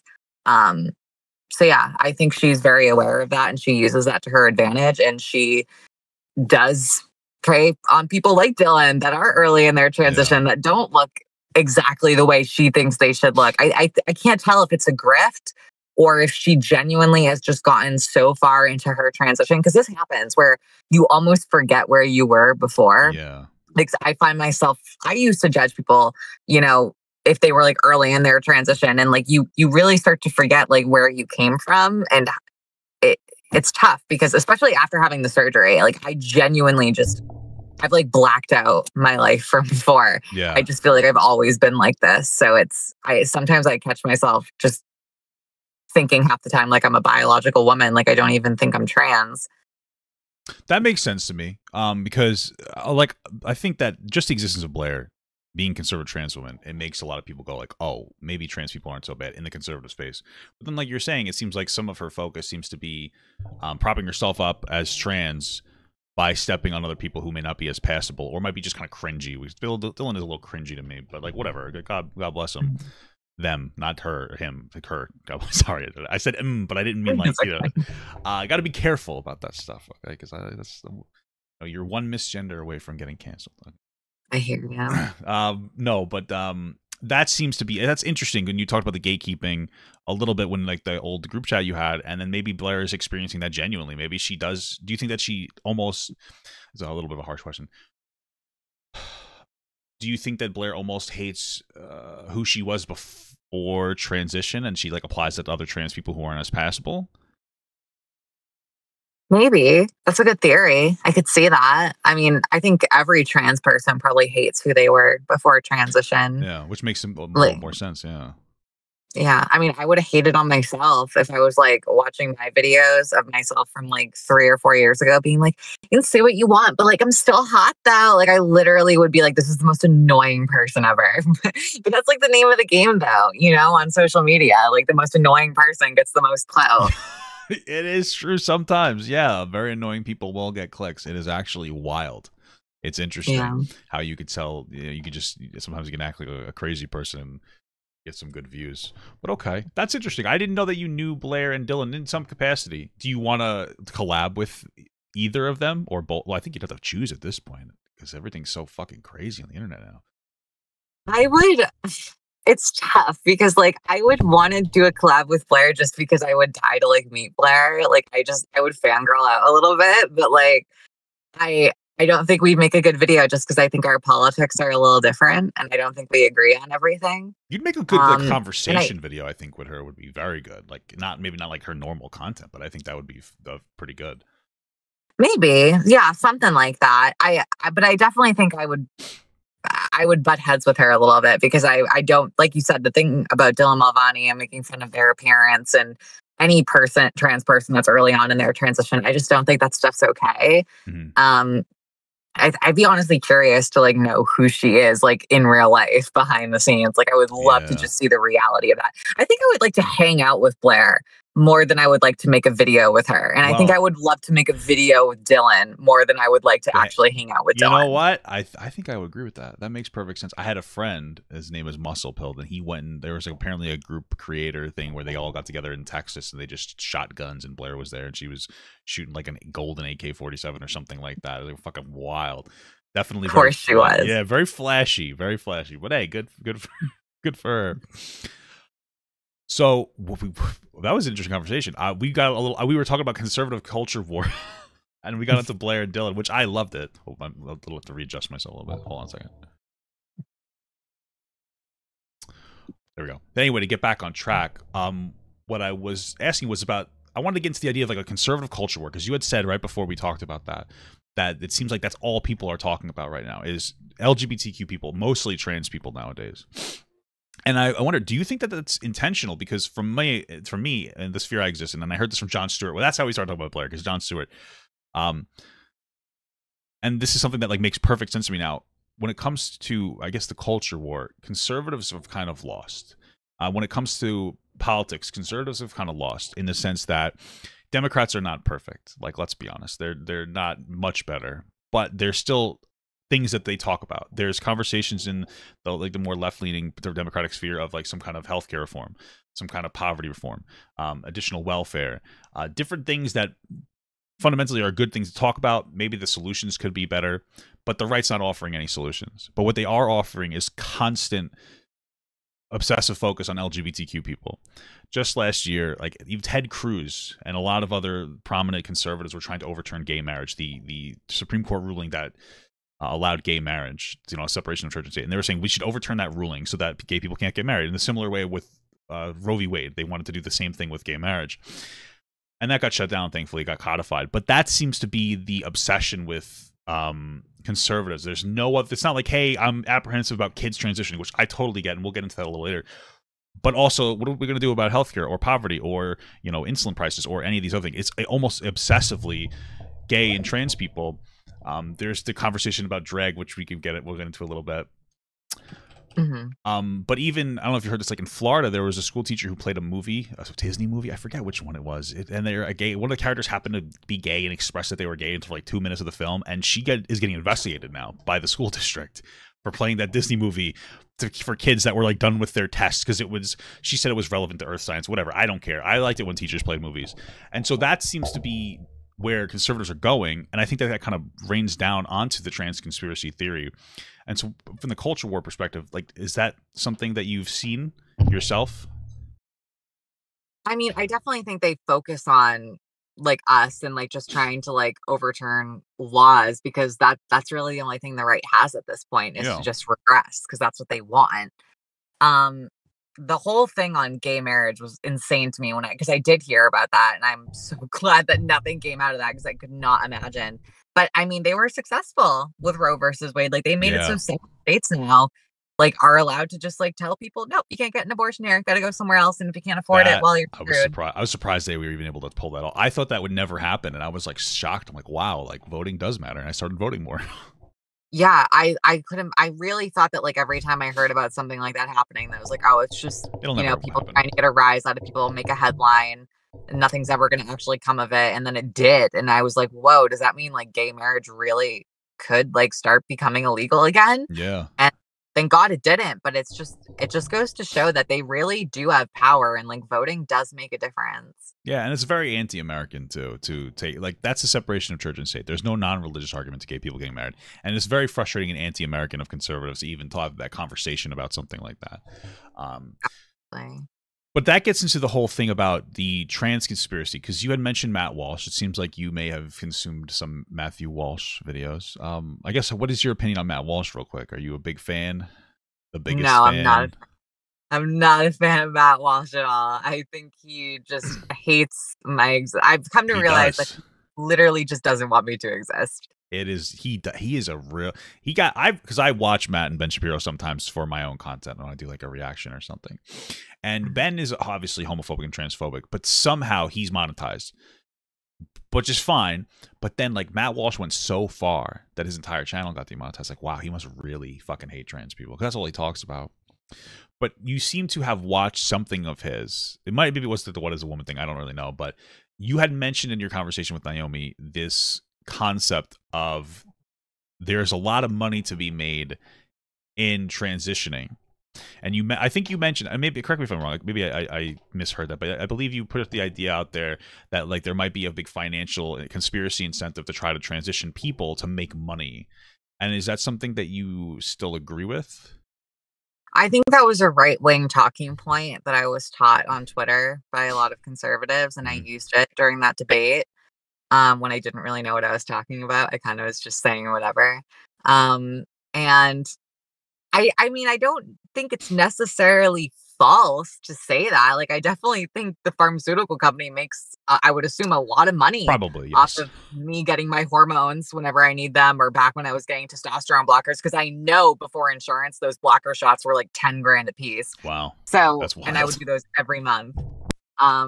So I definitely think there's money being made, and I think maybe some people's pockets are getting filled by trans people being able to transition.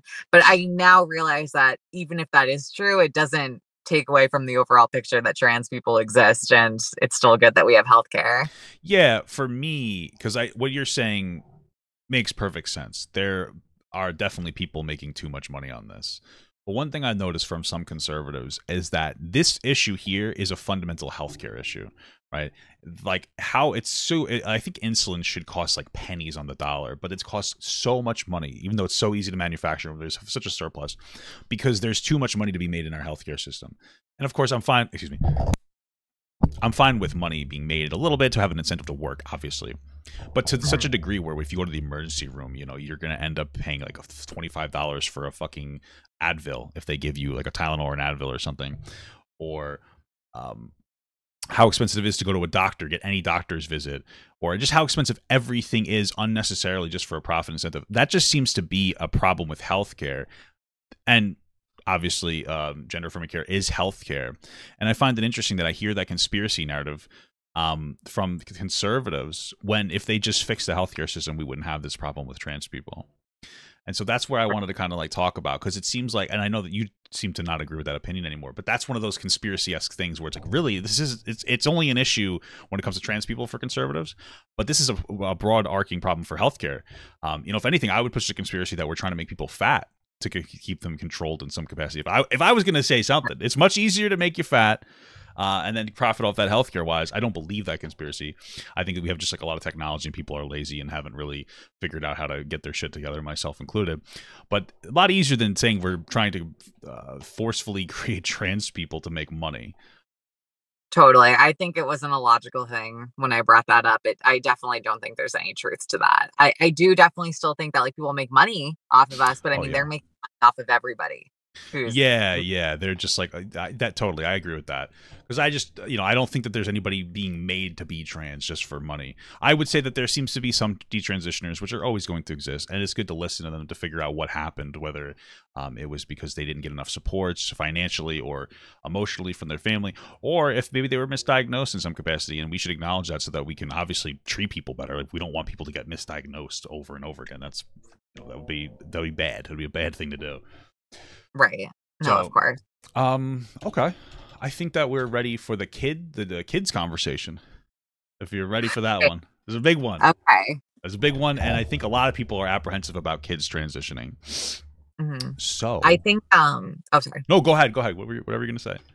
Well, I mean, I'm sure everyone knows my stance used to be that, no one under the age of 18 could medically transition at all. Hmm. Um, and I think it's just looking back on it, I was definitely being a hypocrite, like everyone was saying, because I am someone that medically transitioned at 15 years Yeah. old. I do think there is still a concern for why we have people who detransition in general. I think it's always going to be something that happens because I mean, how could it? There's always going to be someone who regrets a decision they made. But you know, I think what it really comes down to is I think I'm lucky to not regret my transition, right? Because I made it so young. But I Mm, don't even think it necessarily now has to do with the age more than it has to do with the therapists and psychiatrists I was seeing to get diagnosed with dysphoria to get access to hormones. mhm, When I tell you I saw two different therapists who both diagnosed me with dysphoria within a few sessions. It was not that hard to get them to agree interesting. that I had dysphoria. And I saw a psychiatrist who took even longer to see because there was like a long wait list for him and he was supposed to be legit, easily diagnosed with dysphoria. So I think a big problem is we're allowing any therapist or any psychiatrist to be a medical professional and be able to diagnose children with dysphoria. I think we need to maybe be making it a little bit harder or narrowing down which medical professionals are allowed to diagnose Hmm. something like that because it is so serious, especially for minors. um so I've kind of changed my perspective on that, that I think we need to get more qualified physicians diagnosing dysphoria. And then I think, if it is like someone who's been in therapy for a really long time, that, and they are being recommended by doctors and physicians that, they have dysphoria and transition is right for them, that maybe blockers is appropriate if we maybe made a law making it so anyone that does go on them is forced to put their stuff away in a bank, whether it's your sperm or your eggs. Just so that way no one can experience what I did, which obviously one of my regrets was not putting my sperm away in a bank. So that way Yeah. I'd be able to have a biological kid in the future because that is one of the potential side effects of testosterone blockers. Mhm. Um, so I don't think it's a black and white type situation like I used to. I really think it comes down to hiring better professionals to diagnose things and just making sure that children are, having everything in line to protect them from future regrets, such as putting your stuff away in a bank. Yeah, I think I mostly agree. For one, I'm with you on like the apprehensiveness. I didn't realize, at least for you, is that easy. I don't know how easy it is now to get diagnosed. And I do have a detransition friend who had mentioned that they thought that they had gender dysphoria because they had other issues that they were experiencing. So they went to a therapist and they got very easily diagnosed and they started going through like a transition. They didn't get super far before they realized that it wasn't what they wanted, which hopefully would be something that would stop people from transitioning if it wasn't their authentic truth. So I'm definitely with you on that. For me, I used to be very against any kid transitioning under 18. Although I guess nowadays it's whatever the age of consent in your state is, right? If your age of consent is still 16 for whatever reason, I guess you could do it then. I mean, that's your age of consent problem. I don't know why these states still have it. Should be 18 across the board. But anyway, until I talked to my wife about it. I'm sorry if I bring her up too much, but she had asked me All a right. question. She said, "What if we have a kid that's trans?" I was like, what are you talking about?" Because I've never thought of it like that before. Like, I don't want a trans kid. Not because I don't, it's like, not because being trans is bad, but because that's a form of an oppression I wouldn't want into my kid. Like, if I don't Right. want my kid to be gay or trans or ugly, right? These are all stressors but if they are, I'm going to love them, of course. But I never thought of it like that. And I was like, okay. And she's like, what if they were like, they were 4 years old and they were like, maybe they're expressing in some capacity that let's say they were born a boy and they're expressing some capacity that they're a girl and they consistently did that till they were like 10 or 12. And what would you do? And I was like, oh, well, I want my kid to be happy. And so I'd want to work with mental health professionals and I'd want to go to multiple people. I'd get like a second opinion, of course, and just do whatever is right because I want my kid to be happy. And a lot of people will say like, oh, your kid might kill themselves. And that might happen, but it doesn't even have to go that far for me. If my kid's just like so fundamentally unhappy, it's like, okay, something needs to be done. And so now I'm like, okay, I could see it being done as long as it's facilitated well. But it's just kind of a scary thing because I don't think that we have long-term studies on kids transitioning right now. And for Right. me, We don't, and unfortunately we just kind of have to see how it goes. That's how life works, unfortunately. It seems like every bit of information is pointing to we're doing the right thing. But things could slightly change here and there, and so I'm a little apprehensive about that. But especially because kids then are in school. School sucks. It's so toxic. It's so weird. It's like the internet almost. It's just like every little thing that happens to you. If you fart in 4th grade, you don't live that down until you're 19. Yeah. And I feel like it's so toxic, and I wonder what factor that has. But I would hope that mental health professionals are aware of that issue, which I'm sure that they are. But it's still something that makes me a little uncomfortable, because I don't want anybody to get harmed or misdiagnosed, but I also don't want people to live in a way that's going to hurt them mentally. Right. No, I totally agree with you. Like, I think it's a case by case basis, but the example you brought up, like in particular, like if a kid was saying from the age of 4 years old that they felt like they were meant to be a girl when they were born a boy, and they're 12 now and they've been in therapy and they're about to hit puberty around 13, 14.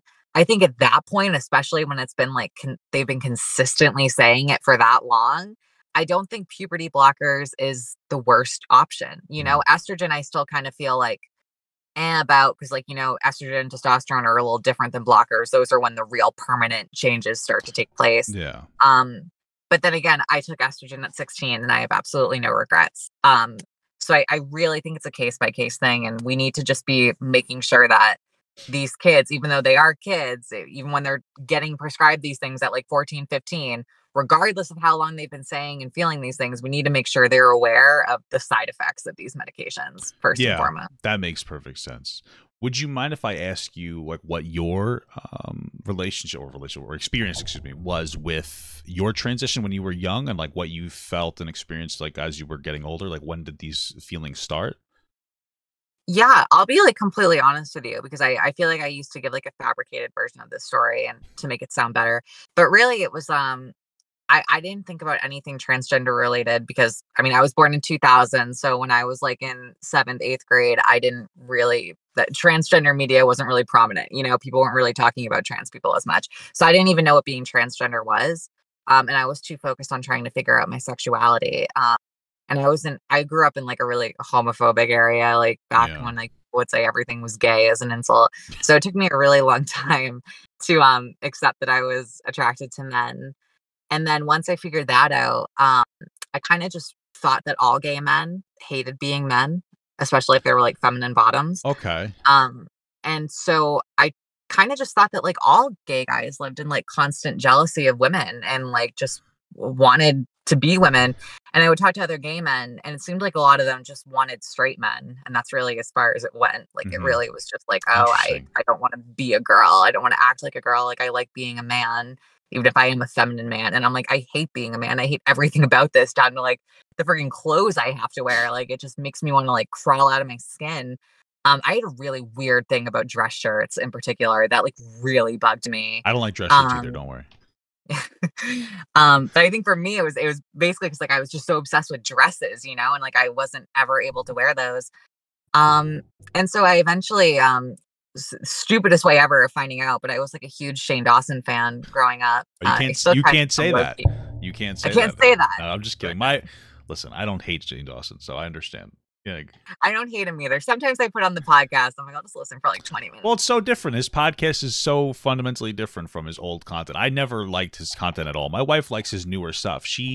My wife likes like gay people. She has like gay friends and everything, and she was part of the LGBTQ. Well, I guess she is, but like, you know what I mean. She was part of like the Gay Straight Alliance, and so she likes the podcast with Ryland. Do you watch the Ryland podcast? Yes. Yeah. So like Sip the Tea or Tea something like that. Yeah, something like that. Yeah. Yeah, they're really good. I like him and that. I forget her name, but him and that girl co-host he has, they have really good chemistry. Sorry for derailing you. Oh no, you're fine. But yeah, I basically I was watching Shane Dawson, and he did a collaboration with Gigi Gorgeous, and that was when, and she was kind of early in her transition at this point.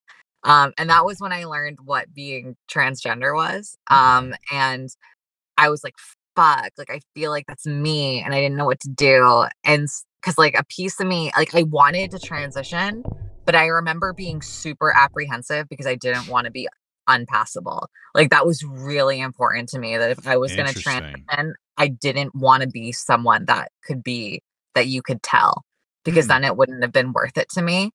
Um, it's kind of funny. They say, like, representation in the media, like, helps people feel better about themselves, and I always just thought that was PC bull. But honestly, like, people like Hunter Schafer, like, being in Euphoria, or just like, That was a and good show. but basically, I looked at, like, another YouTuber that looked like they possibly could have been trans, and just trans representation in general. Like, I started to realize that, like, even though these people, you could tell they were trans, I still thought they were, like, really beautiful people. And Hmm. I was like, they're genuine. Like, it wasn't just like, oh, PC, like, oh, I'm gonna be like, oh, you're so pretty. Like, I really thought they were gorgeous. I think Hunter Schafer is a really pretty trans person that you can Yeah. tell is trans. Um, so that kind of made me learn to, like, accept myself more and not worry as much about, like, passability. That honestly didn't come until, like, years down the line. So to me, I went back and forth for so long, like, talking with my friends. I mean, like, do you think, like, I'd pass, like, if I transitioned? Like, do you think I'd make a pretty girl? Like, and of course, like, looking back, like, this was also stupid, because how the hell are they supposed to know? But yeah, eventually I just kind of came to the realization that it would be worth it to be an not ugly. It would be worth it to be an unpassable trans person, To be than to have happier. to live my life as a man. So I kind of just went for it and crossed my fingers that I would turn out passable. Um, and so I've gotten here, and I think done a pretty decent job. Definitely not perfect. Haven't worked a lot in the face department. Still got my Adam's apple, but working on it. But Working on you look nice. You look nice. it. You look good, but not in like in a platonic way, of course. It's interesting that you said that, because one thing, it kind of makes me think like maybe there are some people that aren't transitioning because they're afraid that they won't be, like you said, passable. But it also, some of what you said tied in a little bit to something else that you said, where I think you said something along the lines of that we might be pushing gay men to become trans. I believe that's something that you had mentioned. Is that something that you still identify with or have a perspective on? This is a tough thing for me to talk about, because I think the trans community, God. So this here's the thing. I've had a couple other trans girls on Twitter that are more conservative, Hmm. message me after that video was posted, telling me they agree and that they felt a lot of similar things.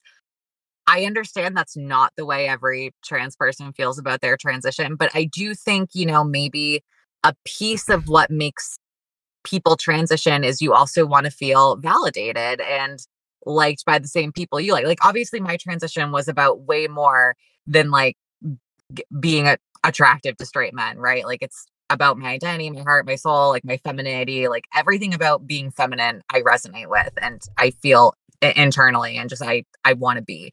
But I think a lot of trans people love to say that, like, wanting to be attractive to the opposite sex has nothing to do with your transition. I think that's a little bit of a lie. Hmm.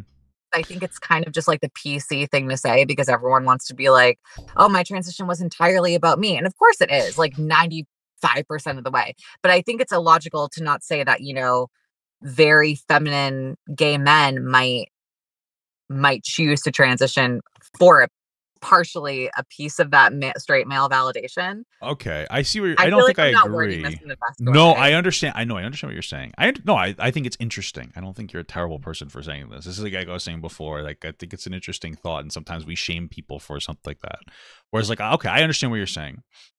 You're saying that there's gay men that really want, like James Charles, who really wants straight men to be attracted to them, and so maybe they transition in some capacity, and that might be a motivation for their transition. I would say, and I could just be wrong, but I don't know that I would be able to go through such a massive shift as a person to become trans, because I would imagine it's stressful a little bit on mentally, maybe on your body, to transition, although it is alleviating some stress. But I imagine that you're going through a lot of changes, and if I Mhm. wasn't an authentic trans person, I would hate myself for going through those changes. So I don't know that I would necessarily co-opt the idea that there are specifically gay men transitioning because they want straight male attention. But I also think that it's a less. I think it's less about wanting to date straight men, but more about wanting to be perceived as a woman. Right. I was gonna actually kind of, when you were explaining it, that was the first thing that popped in my head, was maybe that wanting that straight male validation is more just because you want to be seen as the woman that you know you are, you Yeah, know? yeah, which gets into like the bisexual conversation, like before. Like you want a straight man to be with you. You don't want any question that they're questioning your your authenticity or your authentic nature or validity or anything like that. Um, so yeah, I think it's more like that, which is it's just interesting. I thought you were saying that because nowadays there seems to be, maybe there are less masculine women and less feminine men, and there's more trans people. And I thought that you were saying that we're trying to push gay and lesbian people to be trans when they may not be trans, which I would just say has to do with the fact that there's just an availability for like transitioning now, and they're like, trans people have probably always existed, but we've never had the technology to be able to give hormones and whatnot to help people live their true self. I thought that's what you were saying, or was that what It you're saying? probably that was, I'm not gonna lie, that was probably a narrative I was hinting at when I was trying to like be on my grift and kind of like pander to the right, Mhm. to a degree, because it gets to a point where like you believe the things you're saying, but like you fall so deep into like that rabbit hole that you start just, like you said, you just start preaching things you don't even Yeah. agree with anymore. And that was a moment for me where I kind of was just saying something that I really didn't believe in that much at all. No, I get it. It's like you have a slight thought that I identify with it. Like your question about like, okay, wanting to be seen as like a valid woman, or you wanting to be straight men to be attracted to you, and then that little thing will steamroll or will snowball when you start getting into like when spheres are shouting at you, and you end up having an opinion that is much more sensationalized than how you actually feel. Like I totally understand that. It's Right. hard to communicate to people who aren't really content creators, especially people who haven't been really big content creators. um the struggle of a content creator, I mean, it's so hard but Yeah. it's something that's hard to communicate to some people who haven't been there, but I totally understand what you're saying. And they don't I think a lot of people just don't understand what transitioning so young like does to you. Like when, like, I'd imagine someone transitioning at like 20 is way different than me at 15, because when you're that age, all you're thinking about is like, I mean, I'm assuming for guys it's girls, but when you're a girl, all you're thinking about is guys and like Yeah, male attention and male validation. okay, So I that guess makes sense. that's another reason why I got that so confused, because so much of my transition was, oh my God, am I gonna look pretty? Or is my crush finally gonna like find me attractive or like see me as a woman? Like that was very important to me in like the Yeah, early stages of my transition. that's so interesting. Like, what, that's such a small but like profound thing where like you're just you're young, and that's like your focus when you're a kid, is like you want to be so attractive to people all the time. I remember thinking about that all the time too when I was young. What a normal like human thought. And I see where you're going from. Like, so you applied a little bit of that to some maybe gay people that might want to be, or I get what you're saying. Okay, that's interesting. It's very human. What a very human thing to experience. Um, okay. So when it came to your 15, you transitioned at 15.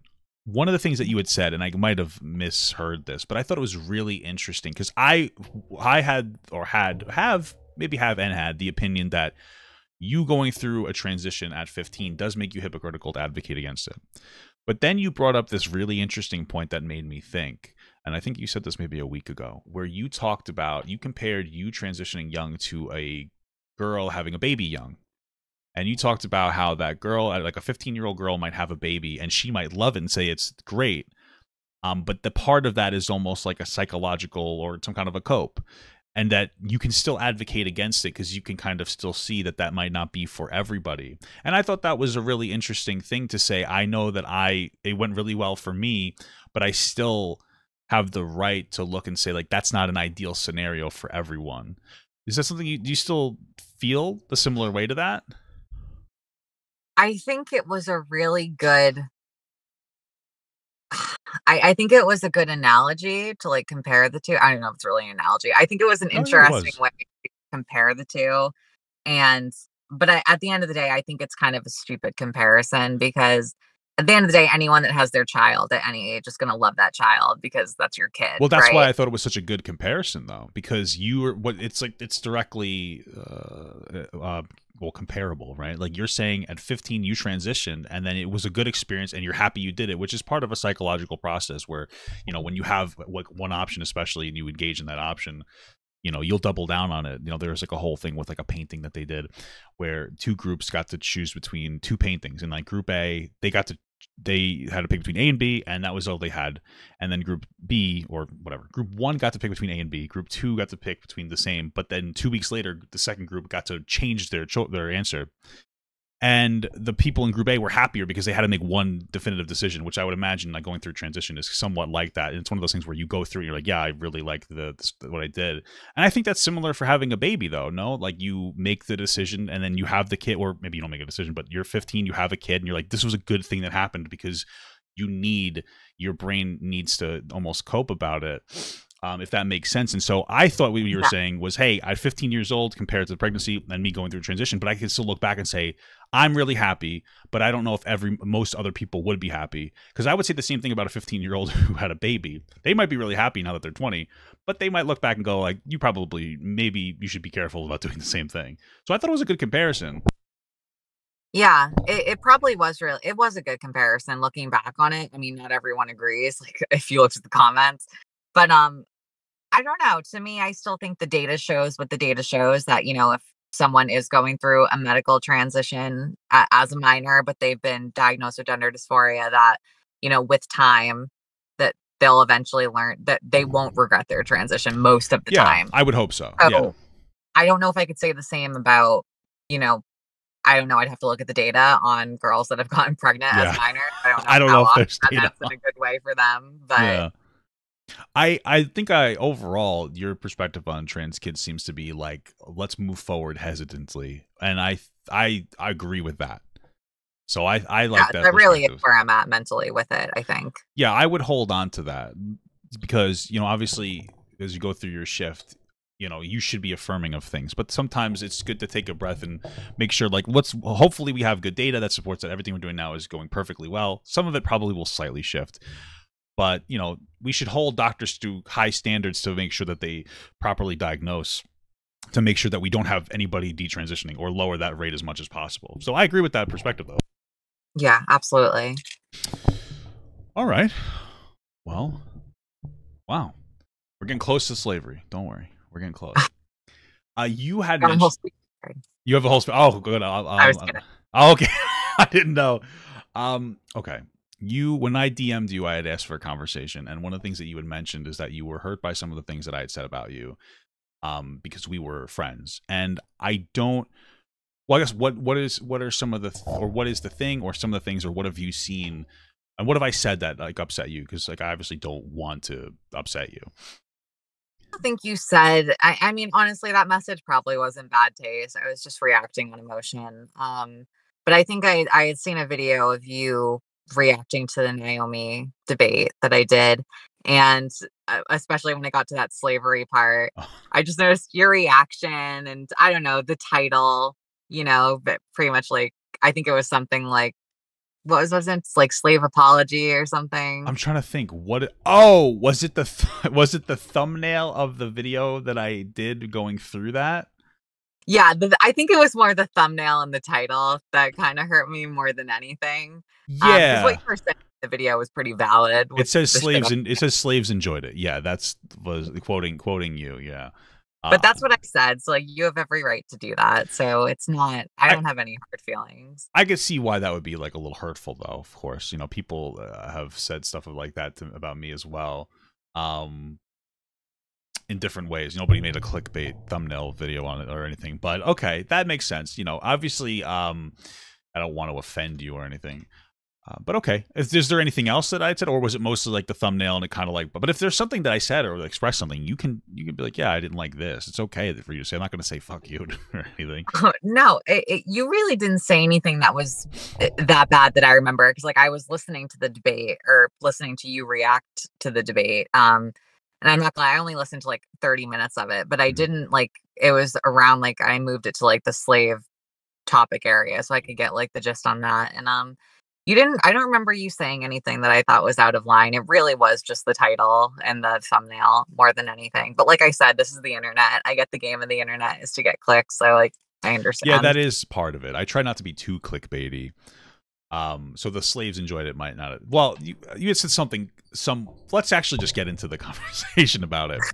So you expressed this idea I don't want to characterize it like horribly because I don't think that you're racist or anything. I think that like sometimes you have a thought and you think about it, but and you express it maybe poorly, mixed in with like, you know, being a little, you know, getting a little into that conservative sphere brain sometimes, and you know, we've all been there before. But you had mentioned something along the lines of like black people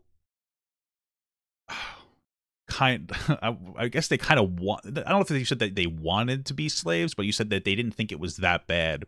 And this came around the time where Matt Walsh made his video that was talking about how like it's actually a good thing in some capacity that black people were slaves because now they get to live here. They're so lucky. And it seemed like maybe there was a little bit of influence from that of Matt Walsh saying.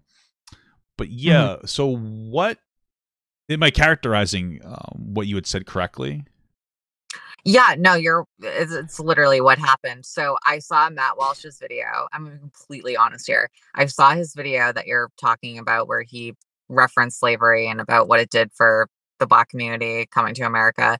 And I didn't understand that video at all when I saw it because I'm not gonna lie to you. I'm not that bright. I'm not the smartest tool in the shed.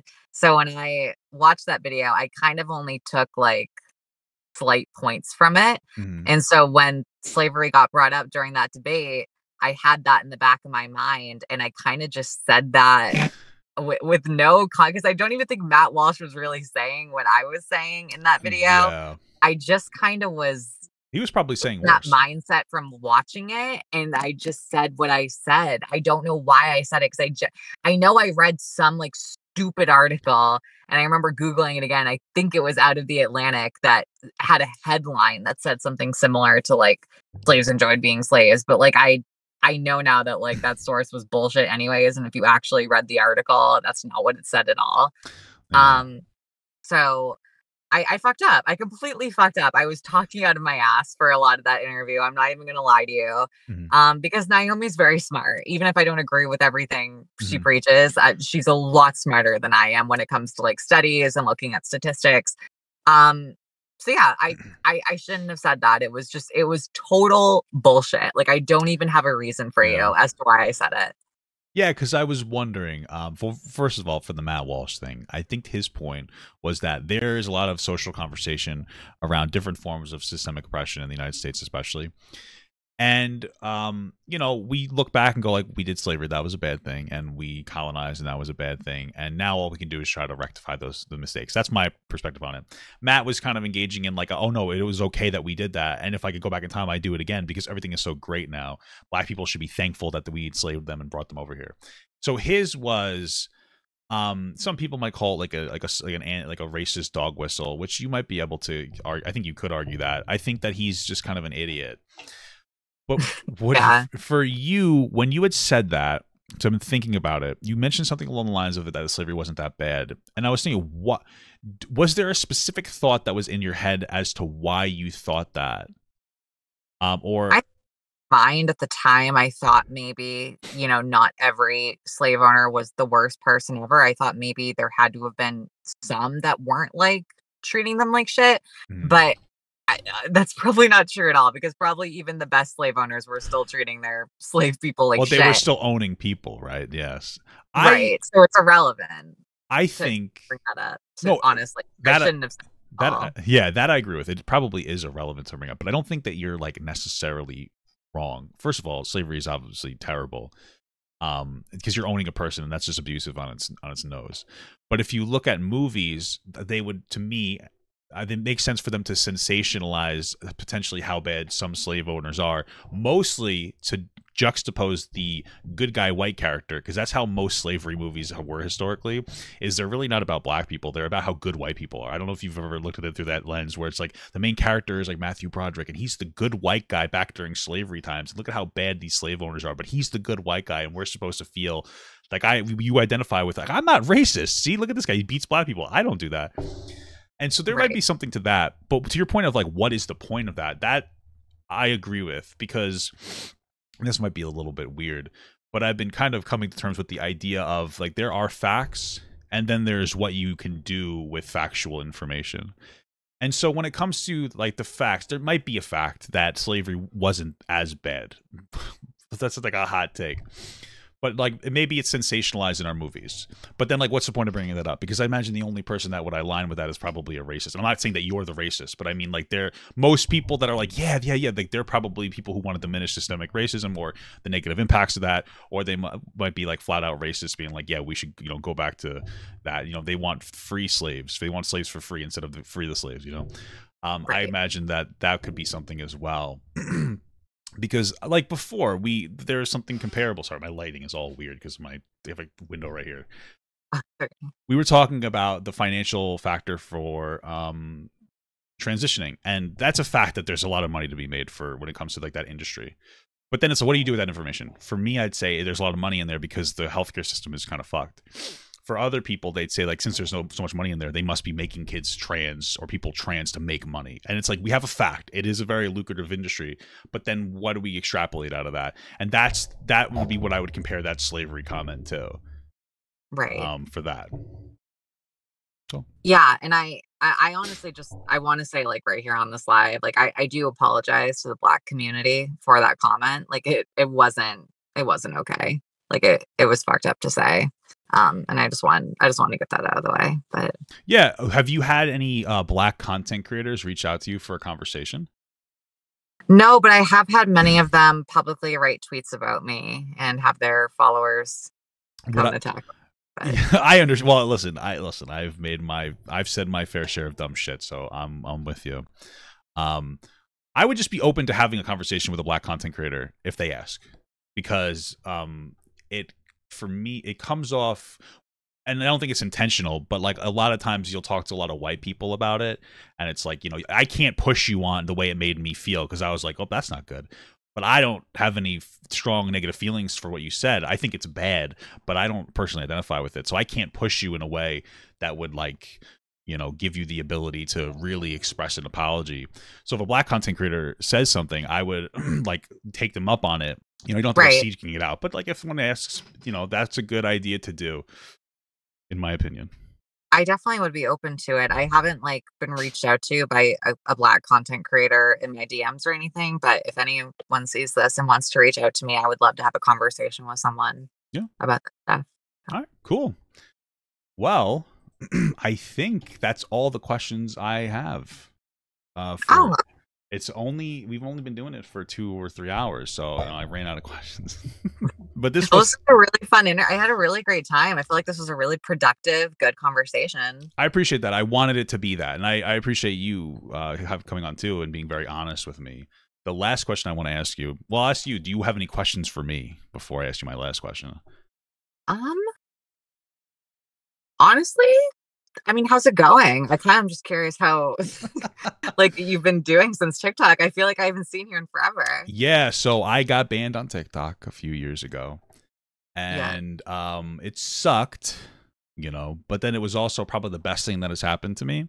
I got banned off TikTok, and I came out to my YouTube, and I built it really well, and I was doing very well financially for a while, and then I hit like a wall where I hated what I was doing.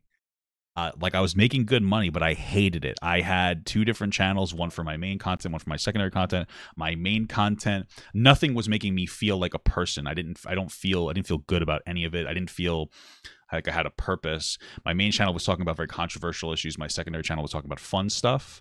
And I started to hate it. When there wasn't controversial stuff to talk about, I wouldn't create controversy, but I would almost unintentionally sensationalize other things going on.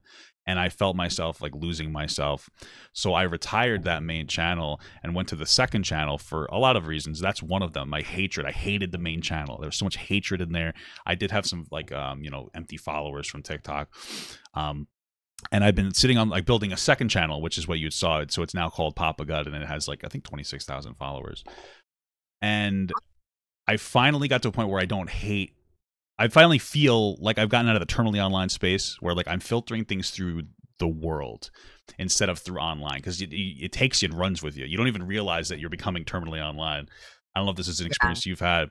And I guess this is something that's really helped me. And it's so funny. I watched a Ben Shapiro interview where he talks about how he deals with backlash. And he talked about how he has people in his real life to keep him grounded. And I don't know if you have that, but that's the best thing that's ever been for me mental health wise. And my wife is my grounding. Like I'll ask her about topics and she'll just be like, I don't think this is a big deal. and I'll be like, oh, and then you realize it's not. It's like, fuck, like I thought it was such a big deal. And I've gotten to this mentality where if I won't talk to people, random people about this, it probably isn't that big of a deal. And that's helped me a lot. And now for this conversation, which I'm very appreciative because it was a lot of fun. It's very productive. You know, you're very intelligent. I really appreciate the honesty that you gave to me. I'm going to revitalize my old main channel because this made me happy. I know that sounds like cringe. I really liked this conversation. And I actually, when I first started YouTube, I was doing conversations because I really like it. I like doing productive things, and I like looking at people like they're people first and then getting into some of the stuff that they say and they do and they think and they experience. And a lot of that comes down to just like my relationship, again, I talk to my wife a lot, I'm sorry, with my wife, where she's a behavioral specialist, and we have just different types of conversations. And like, I really wanted to filter that into this. So this is like the first content in a long time that I've done that I actually feel like has a little bit of more of a positive purpose. So I thank you for that. And I'm going to make this like, I'm going to revitalize my old main channel and make this like a productive conversation channel thing. Yeah, that's awesome. I'm so happy that like you've really like figured your shit out. Like that's so sick that like you don't even need TikTok anymore. You're just doing your own thing on YouTube. Like that's so impressive. It's fun, and I do appreciate that. Yeah, it's fun, especially since there's fewer eyes on you, which, you know, Yeah. sometimes it gets overwhelming. But yo, so I guess my question then is for you. My last question is, what's in the future for you as of right now? Like, what's your 5-year plan?